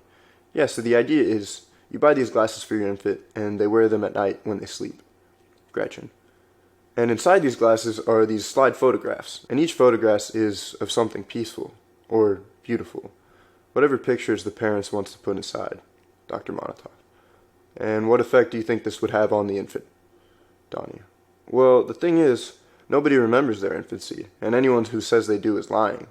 We think that this would help develop memory earlier in life? Dr. Monatoff. Did you stop and think that maybe infants need darkness? That darkness is part of their natural development? Seth Davis raises his hand. Seth. What if the parents, put in photographs of Satan? Like pentagrams, dead people, stuff like that? Gretchen. Is that what you would show your kids? Seth. I mean, didn't your dad, stab your mom? Dr. Monatoff looks over at Seth calmly. Seth. Get out. Seth begins to walk out. Gretchen doesn't answer. There is only the 80 IQ grin staring back at her face. The room is silent. Exterior school, front entrance, next, 2:15 p.m. Gretchen walks out the door. Donnie comes chasing after her. Donnie. Gretchen! Gretchen, wait up! She turns and faces him, tears in her eyes. Donnie. I'm so sorry. They embrace, kissing for the first time. Exterior Bird Theater, Magic Hour, 5:30 p.m. The old-fashioned theater marquee reads, Halloween Frightmare, The Evil Dead / The Last Temptation of Christ. Donnie and Gretchen approach the box office. Donnie. 2 for Evil Dead, please. Interior Bird Theater, next. Donnie and Gretchen sit in the middle of the huge empty theater. The Evil Dead unfolds. They eat popcorn and watch silently. Donnie looks over and sees that Gretchen is asleep. Donnie turns back to the movie, beginning to look ill. Frank. Feeling sick? Donnie turns his head over and looks across at Gretchen. Frank is sitting next to her. Frank. I want to show you something. You have to do something for me first. You have a request? Yeah. Tell me why you're wearing that stupid bunny suit. Why are you wearing that stupid man suit? Take it off. I want to see you. After a moment, Frank slowly reaches up and removes the rabbit headpiece. Donnie's eyes widen. Underneath the headpiece is a human face of a handsome young man. His left eye does not exist because it has been imploded into the socket. There is blood oozing from the wound. Satisfied? Donnie just stares at him. What happened to your eye? I am so sorry. Why do they call you Frank? It is the name of my father, and his father before me. How much longer is this going to last? You should already know that. Watch the movie, Donnie. I have something to show you. Donnie looks at the screen. On the screen, the Evil Dead morphs into a time portal. There's a storm coming. Have you ever seen a portal, Donnie? Suddenly, the screen morphs into an image of a large Tudor house. Burn it to the ground. Donnie pulls out Jim Cunningham's wallet from his pocket. Donnie contemplates his fate for several more moments, and then gets up and walks out. Exterior Bird Theater, night, 6:30 p.m. Donnie walks slowly past the theater marquee. Interior Auditorium, night, 7 p.m. On the stage, among blowing autumn leaves, Cherita Chen performs a strangely beautiful mime act to Symphony No. 3 by Henryk Gorecki. When her act is finally over, the crowd is indifferent, with scattered applause and laughter. Miss Pomeroy stands up and applauds enthusiastically. Clearly affected by the laughter, Cherita walks off stage. In the front row, the entire Darko family has assembled. Interior Auditorium, backstage, night, 7:15 p.m. Kitty Farmer stands with the 5-member dance team in a huddle. Miss Farmer. Now, girls, I want you to concentrate. Failure is not an option. And Bethany, if you feel the need to vomit up there, just swallow it. Beth. Okay, Mom. Jim Cunningham walks past them towards the stage. He stops and touches Samantha on the shoulder, smiling. Jim Cunningham. Good luck out there. She smiles nervously back at him. He exits onto the stage. Interior Auditorium, stage, next, 7:20 p.m. Jim Cunningham. Thank you, Cherita Chen. That was Autumn Angel. Next. It is my distinct pleasure to introduce you, Emily Bates, Susie Bailey, Samantha Darko, Beth Farmer, and Joni James. They are Sparkle Motion. The audience roars with applause and the lights dim. The following montage alternates between the auditorium stage and Jim Cunningham's house. The stage lights slowly raise as the open beat of West End Girls by the Pet Shop Boys begins. Under the soft stage lights, Sparkle Motion unfolds. Donnie approaches Jim Cunningham's house. Sparkle Motion, in perfect synchronicity. In the living room of the house, Donnie walks through, dousing gasoline all over the place with the psychotic force. A trail of fire spreads. A mystery woman emerges from the back wall of the auditorium. A couch and curtains become engulfed in flames. Middlesex girls are jumping up and down in the aisles. Eddie and Rose are smiling ear to ear. Elizabeth Darko is cracking up at the entire scene. Kids are going bonkers in the aisles. The mystery woman takes off her glasses. Slow motion. Fire engulfs a deer taxidermy. Miss Pomeroy gets into the groove. The parents are now on their feet. The crowd roars even louder. Slow motion. Sparkle Motion stands triumphant. Slow motion. Donnie stands before a wall of flames. Exterior School Auditorium, night, 8 p.m. Cherita sits alone in the courtyard, at the base of the mongrel statue, defeated and alone. Interior Bird Theater, night, 9 p.m. Donnie walks into the theater and sits next to Gretchen, who is asleep. As the credits to the film roll, Donnie wakes her up. Gretchen, disoriented. What? How long was I asleep? The whole movie. Let's go. Interior Jim Cunningham's house, night, 9:45 p.m. Firemen walk through the charred room, shining flashlights. A fireman shines his flashlight onto a mysterious door with smoke emerging from it. He kicks the door in and shines the flashlight into a dark hole. Exterior, Carpathian Ridge, sunrise, 5 a.m. Donnie and Gretchen lie awake on a pile of blankets, staring out into the abyssal canyon. Helicopter shot. We swoop down over Carpathian Ridge, past Donnie and Gretchen, over the canyon, and the endless expanse of evergreen forest. Title card, October 22, 1988. Exterior Darko house, backyard, patio, morning, 11 a.m. Donnie and Eddie are in the backyard raking leaves onto a giant sheet. Donnie. I know everyone thinks I'm a nutcase. I've been getting a lot of weird looks from people lately. They rake in silence for a moment. Eddie, angry. Who's been giving you weird looks? Donnie. A lot of people. Teachers. Younger kids. It's like they're afraid of me for some reason. But that's okay, because I know I deserve it. Eddie stops raking. You're my only son. I know, Dad. I know I'm not the best communicator. But whatever happens in your life, whatever obstacles you come up against, you just say and do whatever is in your heart. You be honest and tell the truth, even if they look at you funny. And they will. They'll tell you that you're wrong. They'll call you a fool. But what you gotta understand, son, is that almost all of those people are full of bullshit. And they're scared of people like you, because you're smarter than all of them. Donnie smiles at his father. Interior, Donnie's room, afternoon, 1 p.m. Donnie sits on his bed and stares at the calendar on his wall. Each day is marked with an X. He takes his pills from his nightstand and swallows down 3. There are noises coming from downstairs. Interior family room, afternoon. Donnie comes downstairs to see Elizabeth glued to the TV. Oh my God, that's him. That's the guy from last night. On the television, a newscaster stands in front of the charred heap of what was once a large suburban house.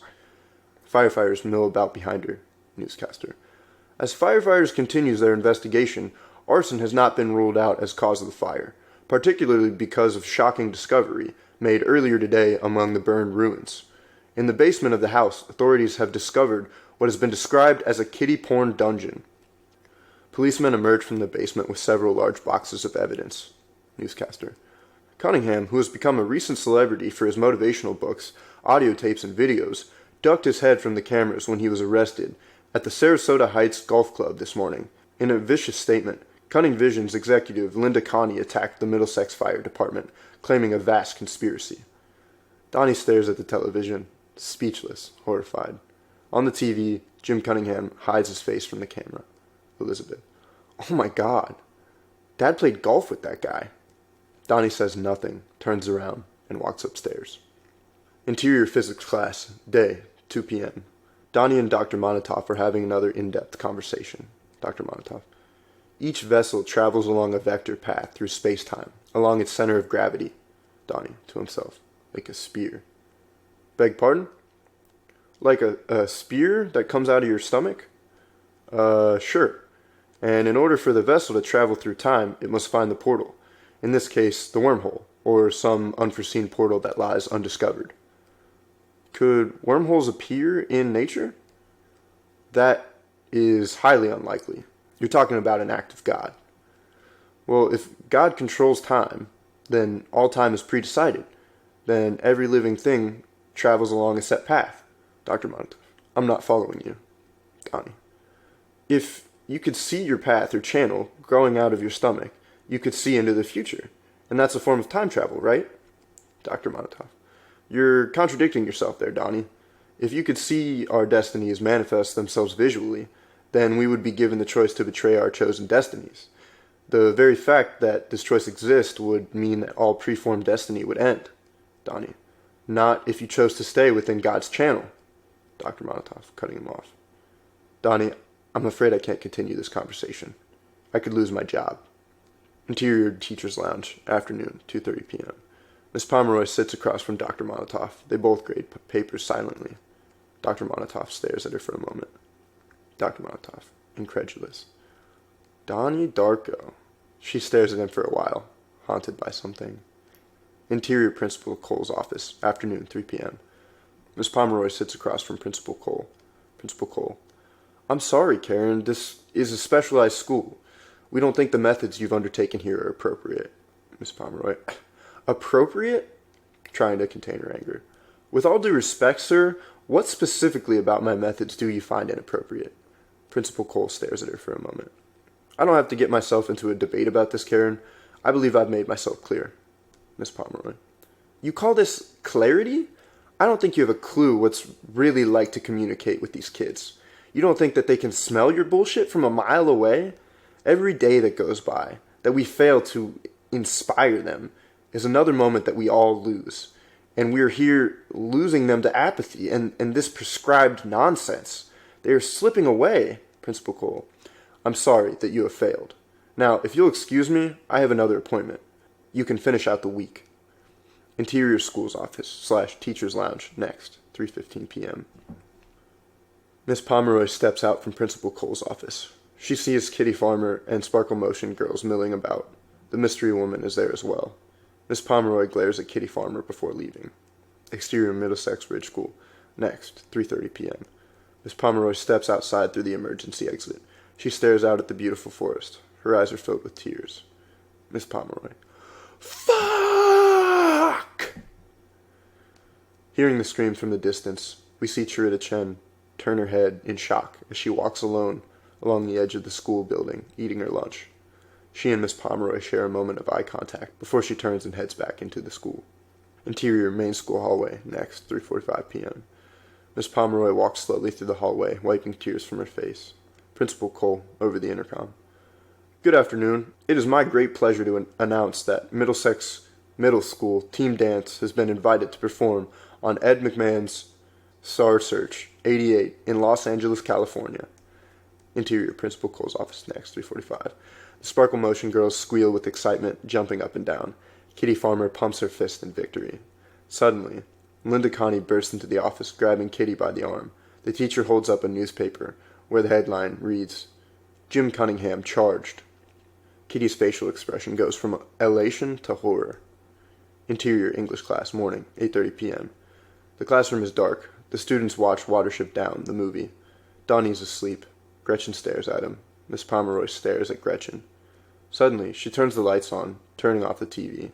Donnie wakes up with dark circles under his eyes. Miss Pomeroy. And when the other rabbits hear of Pfeiffer's vision, do they believe him?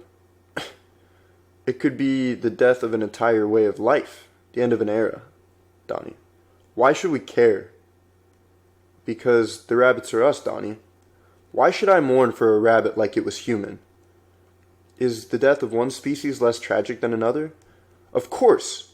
A rabbit is not like us. It has no history books. It has no knowledge of sorrow or regret. I like bunnies and all. They're cute and they're horny. And if you're cute and horny, then you're probably happy that you don't know who you are, or even why you're alive. But the only thing I've known rabbits to do is have sex as many times as possible before they die. He looks over at Gretchen, who looks angry at this. Donnie. There's no point in crying over a dead rabbit who never feared death to begin with. The class is silent for a moment. Gretchen. You're wrong. You're wrong about these rabbits. These rabbits can talk. They are the product of the author's imagination, and he cares for them, so we care for them too. We care that their home has been destroyed, and that their lives are in danger. Otherwise, we've missed the point. Miss Pomeroy. But aren't we forgetting the miracle of storytelling? The Deus Ex Machina? The God Machine? That's how the rabbits are saved. Gretchen looks across the room at Donnie with a disdainful expression. Interior main school hallway, later, 9 a.m. Donnie approaches Gretchen at her locker. Donnie. You want to skip fourth period and go to the Ridge? Gretchen. What's wrong with you? What do you mean? She turns and walks off, leaving Donnie broken and dejected. Interior Donnie's room, night, 6:30 p.m. Donnie sits at his desk looking at an intricate drawing of a cloud formation. On it he has written, The Portal. Interior kitchen, night, 7 p.m. Rose and Eddie are in the kitchen. He's getting ready for a business trip. Samantha is jumping up and down. Elizabeth is jumping up and down, dancing with her. Donnie looks into the kitchen from the foyer, catching his family in a serene, contented moment of happiness. A moment that he chooses not to interrupt. Title card, October 25, 1988. Interior exterior foyer front porch, day, 3 p.m. Doorbell rings. Rose answers the door. Kitty Farmer is there on the front porch. She is wearing a t-shirt that reads, God is awesome. Miss Farmer. Rose. Kitty. Miss Farmer. Rose, we have a crisis. I am sure that you are aware of the horrible allegations against Jim Cunningham. Rose. Yes, I saw the news. Something about a kitty porn dungeon? Miss Farmer. Please, don't say those words. Well, as you can see, many of us are devastated by this news. This is obviously some kind of conspiracy meant to destroy an innocent man. I have taken it upon myself to spearhead the Jim Cunningham defense campaign, but unfortunately my civic duties have created a conflict of interest, which involves you. Rose. Beg pardon? Miss Farmer. Rose, I have to appear at the arraignment tomorrow morning. And as you know, the girls also leave for Los Angeles tomorrow morning. Now, as their coach, I was the obvious choice to chaperone them on the trip. But now you can't go. Yes, and believe me, of all the other mothers, I would never dream of asking you, given the predicament with your son. But none of the other mothers are able to go. Rose. Oh, Kitty, I don't know. This is last minute, and Eddie is in New York. Miss Farmer. Rose, I don't know if you realize how great an opportunity this is for our daughters. This has been a dream of ours for a long time. Sometimes I seriously doubt your commitment to sparkle motion. Interior Donnie's room, night, 7 p.m. Rose is standing in Donnie's room alone. She stares at a drawing of Frank that he has tacked onto the bulletin board. Donnie appears in the doorway. Rose jumps. Donnie. I feel like I'm approaching something horrible. Donnie walks over and sits on his bed. Rose goes and sits next to him. Rose. I have to take the girls to Los Angeles tomorrow. Donnie. Do you get to meet Ed? If I'm lucky. So I won't be back until the 1st. Your dad will be back on Sunday, so I put Elizabeth in charge until then. She has the car, so she can drive you to your therapy tomorrow. Donnie. How's it feel to have a wacko for a son? Rose. Embracing him. It feels wonderful. Exterior Darko house driveway. Morning, 10 a.m. Rose brings her luggage out to the airport van. Mystery woman loads Beth Farmer into the van. Donnie sits on the back porch steps, watching everyone silently. Elizabeth gives Samantha a hug. Elizabeth. You're gonna win. I know it. Samantha. So do I. To Donnie. Bye, Donnie. Donnie waves goodbye. Rose. Here are the keys to the TARS. There's plenty of groceries in the fridge, and I left some money on the kitchen table. And don't forget, Elizabeth. Don't worry, Mom. Just go. You'll miss your flight. Rose turns, wanting to say goodbye to Donnie, but not knowing how. She smiles and waves goodbye. Donnie waves back. Rose turns and goes to the van, handing the driver her last bag. Donnie. Mom? Donnie stands up and reluctantly approaches from the porch. Donnie. There's nothing broken in my brain. Rose stands there for a minute, looking at her only son. Samantha. Come on, Mom! Rose to Donnie, holding back tears. I know. She gets into the van, and Donnie and Elizabeth watch them drive off. Interior school, main hallway, afternoon, 3 p.m. Donnie walks up to Gretchen, who stands at her locker with several other girls. The girls whisper to each other as he approaches. Donnie. Will you please talk to me? Gretchen. Not now, Donnie. It isn't a good time. Then when? I have to talk to you. Gretchen walks away, looking back at him with apologetic eyes. Interior English class, moments later, 3:15 p.m. Donnie walks alone through the hallways, lost. He stumbles upon Miss Pomeroy's room. She sits behind her desk, which has been packed up into a cardboard box. Donnie knocking on the door. Miss Pomeroy? What's going on? Miss Pomeroy. Donnie, it's Friday. Shouldn't you be off with your friends scaring old people? Donnie. Where are you going? I don't know. That's a good question. But suffice to say I am no longer your English teacher. They fired me. That's bullshit. You're a good teacher. Thank you, Donnie. And you're a good student. Lazy, but a good student. Unlike most of the others, you question Mom and Dad's rules. What do I tell the rest of the class when they ask about you? Tell them that everything's going to be just fine. It's up to the children to save themselves these days, because parents, they don't have a clue. Donnie looks up at the blackboard. On it she has written in perfect penmanship, cellar door. Donnie. What's cellar door? Miss Pomeroy, spaced out. A famous linguist once said that of all the phrases in the English language, of all the endless combination of words in all history, that cellar door is the most beautiful. She is silent for a moment. Donnie. Cellar door. Miss Pomeroy. Sometimes it's the only thing that keeps us going. She takes a box and crosses the room towards Donnie. Miss Pomeroy. So, will Donnie find his cellar door? Donnie. I think I already have. But now she won't even talk to me. Miss Pomeroy. Then go find her, Donnie. Don't let her get away. She was right about the rabbits. Go. Interior main hallway, next, 3:15 p.m. And with that, Miss Pomeroy turns and walks down the hallway with her career in a cardboard box, heading towards the bright Friday afternoon sunlight. Donnie walks back down the hallway, lost in his own introspection. Across the way, at her locker, is Tarita Chen. Donnie approaches her slowly, like a cat.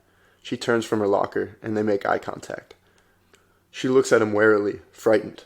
A book falls from her arms onto the floor.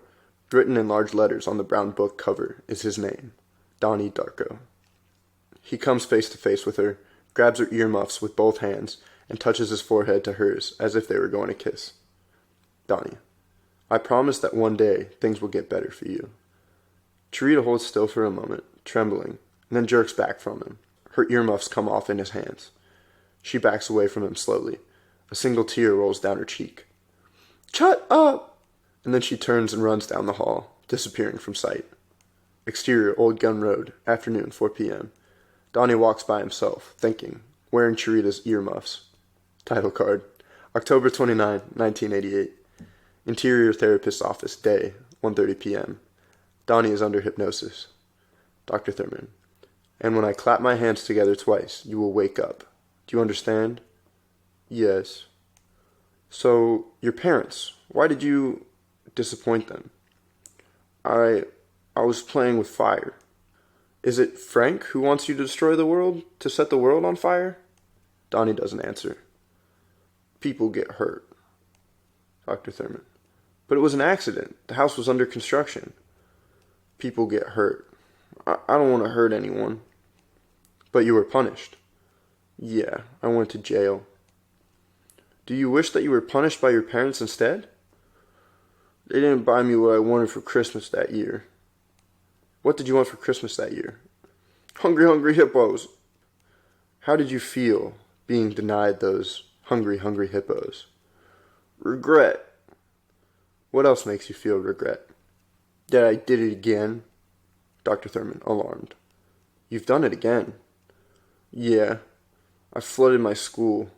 I burnt down that pervert's house. I think I only have a few days left before they catch me. Dr. Thurman, why did you do these things, Donnie? Did Frank tell you to commit these crimes? He does not respond. I have to obey him because he saved my life. He controls me and I have to obey him or I'll be left all alone. I'll never figure out what all of this means. If God exists, I think now that he might. Why? Because I'm so horny. God exists because you're horny. I think so. I think that's one of the clues. It's a clue that tells us to keep going. Where are we going? No answer. Where are we going, Donald? I have the power to build a time machine. How is that possible? Grandma Death will teach me how. Soon. Then how is time travel possible? It would have to be God's portal. They will lead me to it. Then I will go back in time. And I won't feel regret anymore. When will this happen? Soon. Time is almost up. Donnie gets up on his feet, staggering around the room. He looks frightened, childlike. It has to happen soon. It has to happen soon. Dr. Thurman gets up and tries to control Donnie, following him around the room. What is going to happen? Donnie, freaking out. Frank is going to kill. Who is he going to kill? Dr. Thurman grabs him, trying to get him under control in an awkward embrace. Who is he going to kill? Donnie stares across the office like a frightened child as the room becomes white with artificial light. Frank is there in the office, staring back at him. I can see him right now. Where is he, Donald? He's right there. He can read my mind, and he'll show me the way out of this. The sky is going to open up, and he will reveal himself to me. Dr. Thurman, if the sky were to suddenly open up, there would be no law. There would be no rule. There would only be you and your memories, and the choices you've made, and the people you've touched. The life that has been carved out from your subconscious is the only evidence by which you will be judged, by which you must judge yourself. Because when this world ends, there will only be you and him, and no one else. It's too late. I've already ruined my life. You will survive this, Donald. I promise you that you will survive. You must let me help you. And when I clap my hands together, You will wake up. She claps her hands together twice, and Donnie snaps out of his trance. Interior therapist's office, afternoon, 2 p.m. Donnie, calmed down and putting his jacket away, walks slowly towards the doorway. Dr. Thurman stands, looking out the window. Donald? Donnie turns back and faces her. Beat. Dr. Thurman. Your medication. They're placebos. Just pills made of water. Donnie. Thank you. Dr. Thurman. Donald, an atheist is someone who denies altogether the existence of God. You are an agnostic. An agnostic is someone who believes that there can be no proof of the existence of God, but does not deny the possibility that God exists. Goodbye, Dr. Thurman. Goodbye, Donald. Interior kitchen, day. Donnie walks into the kitchen where Elizabeth is sitting on the table. In shock. I got in. I'm going to Harvard. Donnie. Congratulations. Donnie sits down across from her. Mom and Dad won't be back until Sunday night. It's Halloween carnival. We should totally throw a party. We could totally get away with it. Elizabeth. Okay, but it has to be a small one. Donnie. Everything is going to be just fine. Exterior, Darko house, night, 9 p.m. Neighborhood kids are trick-or-treating. The man in the red jogging suit shines a flashlight towards the house. There are at least 24 cars parked in front of the house, and somebody is already throwing toilet paper in the trees. Interior foyer, night, 9:30 p.m. The doorbell rings. Donnie answers the door, only to find Sean and Ronald dressed up in black with monster masks. They are both carrying backpacks. Donnie is dressed in a black skeleton suit, and his face is painted white like a skull. Sean. We got eggs, water balloons, and a dozen rolls of toilet paper. Ronald. I stole 4 beers from my dad. Donnie. There's a keg here. Sean. Only pussies drink keg beer. They go back into the house towards the kitchen. There are at least 40 people, already quite wasted, many carrying their own 12 packs of beer under their arms. Almost everyone is wearing a costume. Donnie and his friends weave through the crowd towards the patio. Exterior backyard/patio. Next. Donnie and his friends watching the party unfold. The party grows larger. Interior therapist office, night. Dr. Thurman paces around her office with the phone to her ear. Interior master bedroom, night. The phone is ringing. The answering machine picks up. Interior foyer, later on, 11 p.m. The doorbell rings, and once again Donnie is the one to answer it. To his surprise, it is Gretchen standing on the front porch. Gretchen, very upset. Hey. Donnie. Hey, you okay? Gretchen, walking inside. My mom is gone. Where is she? Close to tears. I don't know. She didn't leave a note. The house is all messed up. Donnie. But you're okay? She nods, yes. Donnie. Did you call the cops? Yeah, they told me to get out of the house. Donnie takes Gretchen into the hallway and gives her a hug. I'm so scared. I just keep thinking that something awful has happened. It's my fucking stepdad, I know it. Donnie embraces her. It's safe here. Donnie takes Gretchen upstairs. We reveal Elizabeth watching them go. Interior family room, next. Elizabeth walks over to a friend. Elizabeth yells over the music. Have you seen Frank? Friend. No, I think they said they were going on a beer run? Interior master bedroom, next. 11:15 p.m. Donnie and Gretchen sit on the bed. Gretchen takes a sip of beer. Gretchen. Some people are just born with tragedy in their blood. He kisses her. He then pulls back. Gretchen. What? Donnie. There's something you have to know, Gretchen. Everything is going to be just fine. They lie down together, silently listening to the party below. The phone is ringing. The answering machine picks up. Rose on the answering machine. If you're there, please pick up. Oh well. There's good news. The girls, they got 3.5 stars. They get to come back for the quarterfinals. Interior Lax Terminal, night, 9 p.m. Rose stands at a payphone while the Sparkle Motion girls wait at the terminal. Samantha. Semifinals, Mom. Rose. Sorry, semifinals. Anyways, we're taking the red eye back tonight and we should arrive around 6 a.m. I hope everything is alright. Bye. Interior foyer, night, 12 a.m. We move towards the grandfather clock and see the minute hand reach midnight. Interior foyer, night, 12:30 a.m.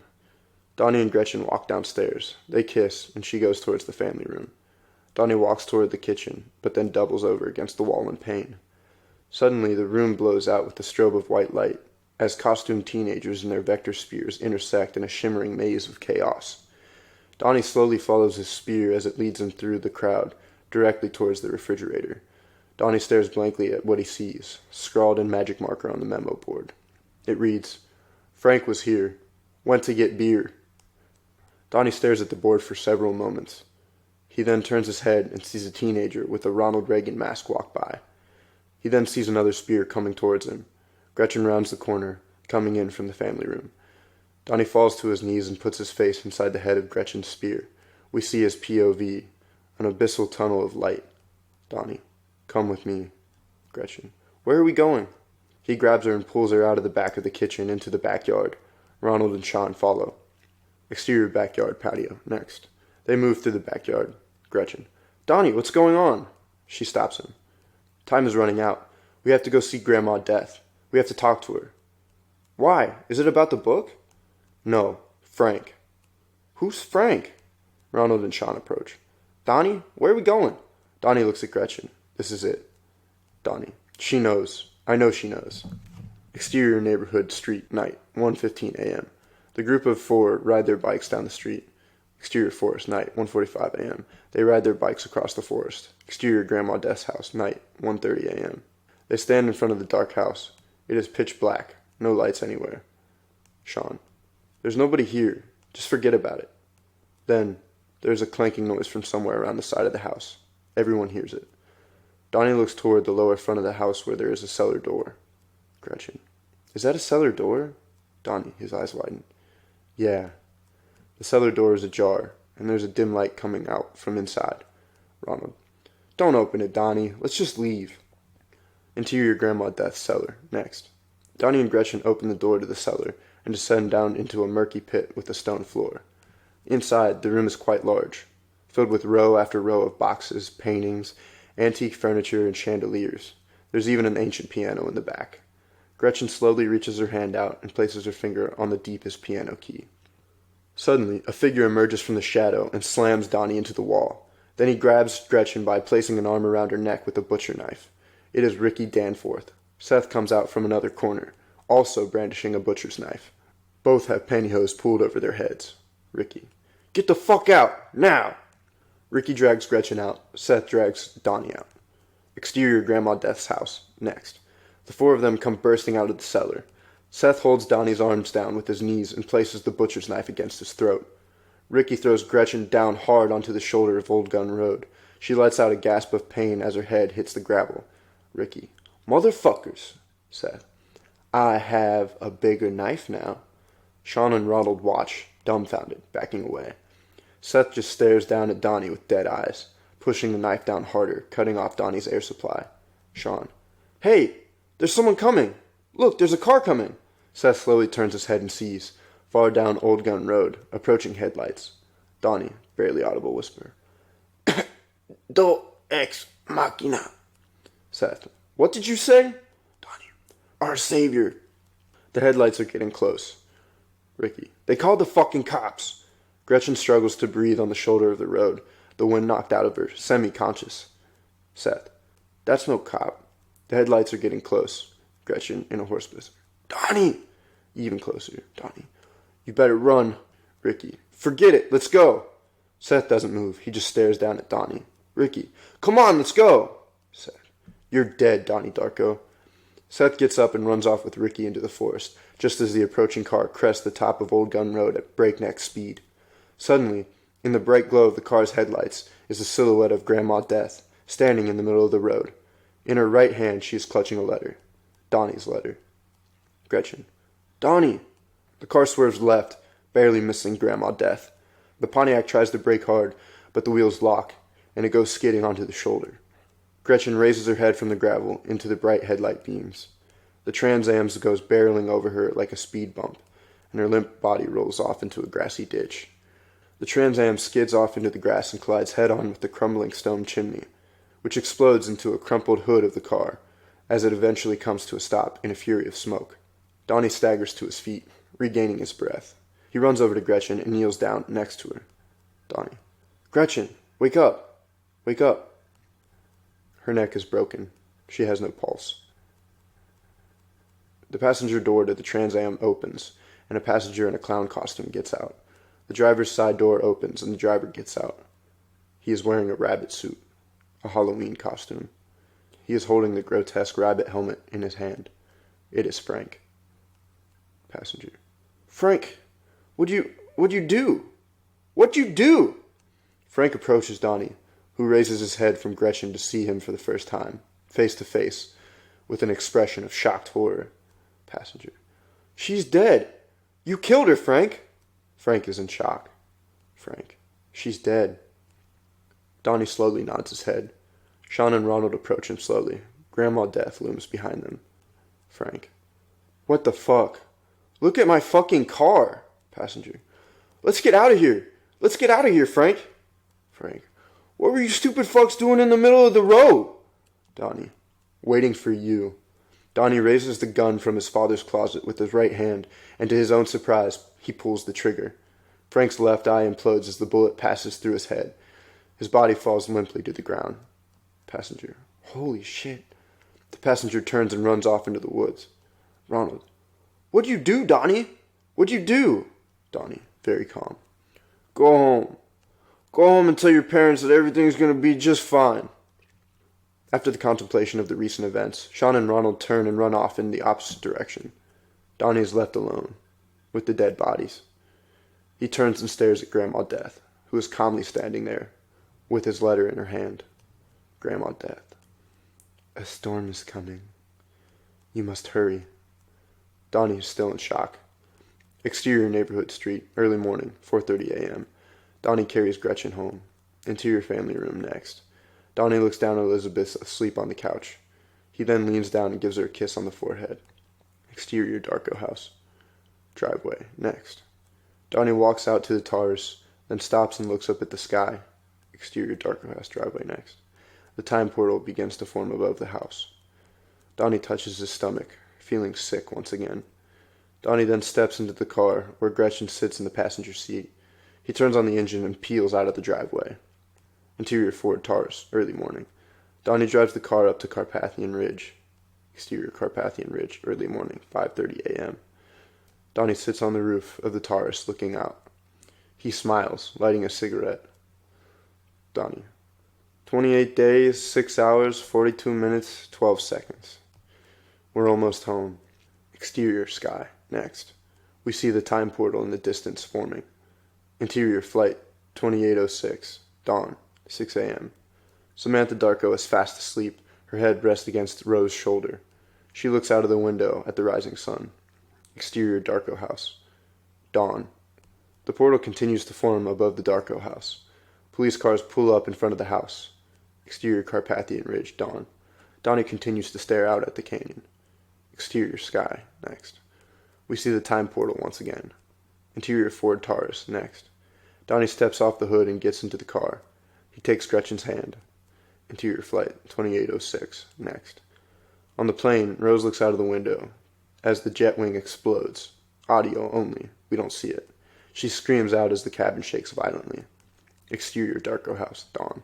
The time portal continues to form over the house. Exterior sky, next. The left jet engine from flight 2806 falls downward through the sky. Beneath it, the portal forms itself. Exterior sky, next. The falling jet engine approaches the hexagonal plate of light which accelerates downward, forming a tunnel with walls made of swirling liquid marble. The jet engine passes into the hexagonal plate. Interior, exterior, various. In a series of intervalometer time-lapse shots, the entire suburban landscape retreats backward in a fury of speed. Shot 1, a time-lapse of the mongrel statue. Shot 2, a time-lapse of the main school hallway. Shot 3, a time-lapse of the main school building. Shot 4, a time-lapse of neighborhood street/Darko house. Interior foyer, night. We steady cam up the stairs. Interior Donnie's room, night. We move towards Donnie's empty bed. Title card. October 2, 1988. Interior various bedrooms, night, 1:30 a.m. Dr. Thurman wakes up. Jim Cunningham wakes up, sobbing.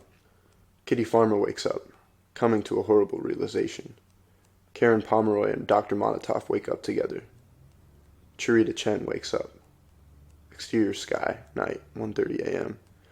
The jet engine falls silently through the night towards the Darko house, having traveled back in time. Interior Donnie's room, next. Donnie wakes up. He is laughing hysterically. The engine crashes through a ceiling, engulfing the room. Interior family room, next. Eddie jumps up from the lazy boy, startled awake by the impact. Interior master bedroom, next.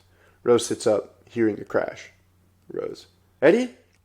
Interior foyer, next. Elizabeth leans against the wall, screaming. Interior Donnie's room, next. The mammoth jet engine is plummeted all the way down through the house, creating a cavernous hole that splits Donnie's room in half.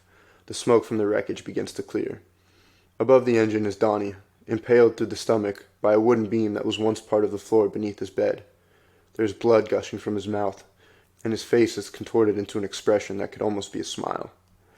Exterior neighborhood, street, morning, 11 a.m. The same disaster scene as before, only more media, more neighbors, and a coroner. People stand around in shock, disbelief. From the other end of the street, a girl comes riding along on a bike, slowly taking in the entire scene. She pulls up to the curb, where a kid named David, 11, is standing around. It is Gretchen Ross. Gretchen. Hi, what's going on here? David. Horrible accident. My neighbor got killed. Gretchen. What happened? He got smushed by a jet engine. She stares at the house, where the paramedics wheel a body out of the front door. What was his name? Donnie. Donnie Darko. They stare at the front yard for a while. We see Elizabeth. We see Eddie carrying Samantha, who is crying. David. I feel bad for his family. Gretchen. Yeah. David. Did you know him? She stares at the family for several moments, and then shakes her head, slowly, as if trying to locate a memory that is slipping away. No. Rose, leaning against a tree while smoking a cigarette, notices them. She seems to recognize Gretchen, from somewhere in a vast reservoir of her memory. She waves at her. She waves back. Fade out. The end.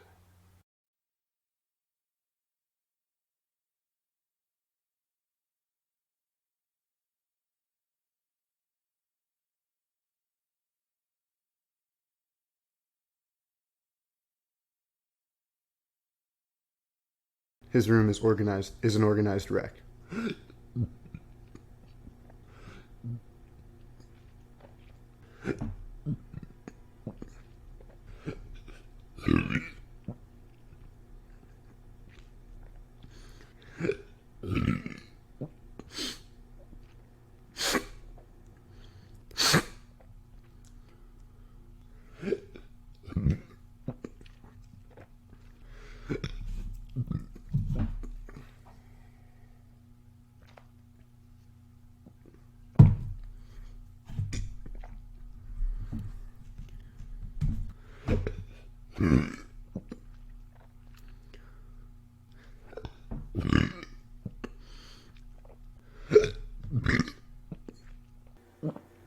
The white stripe.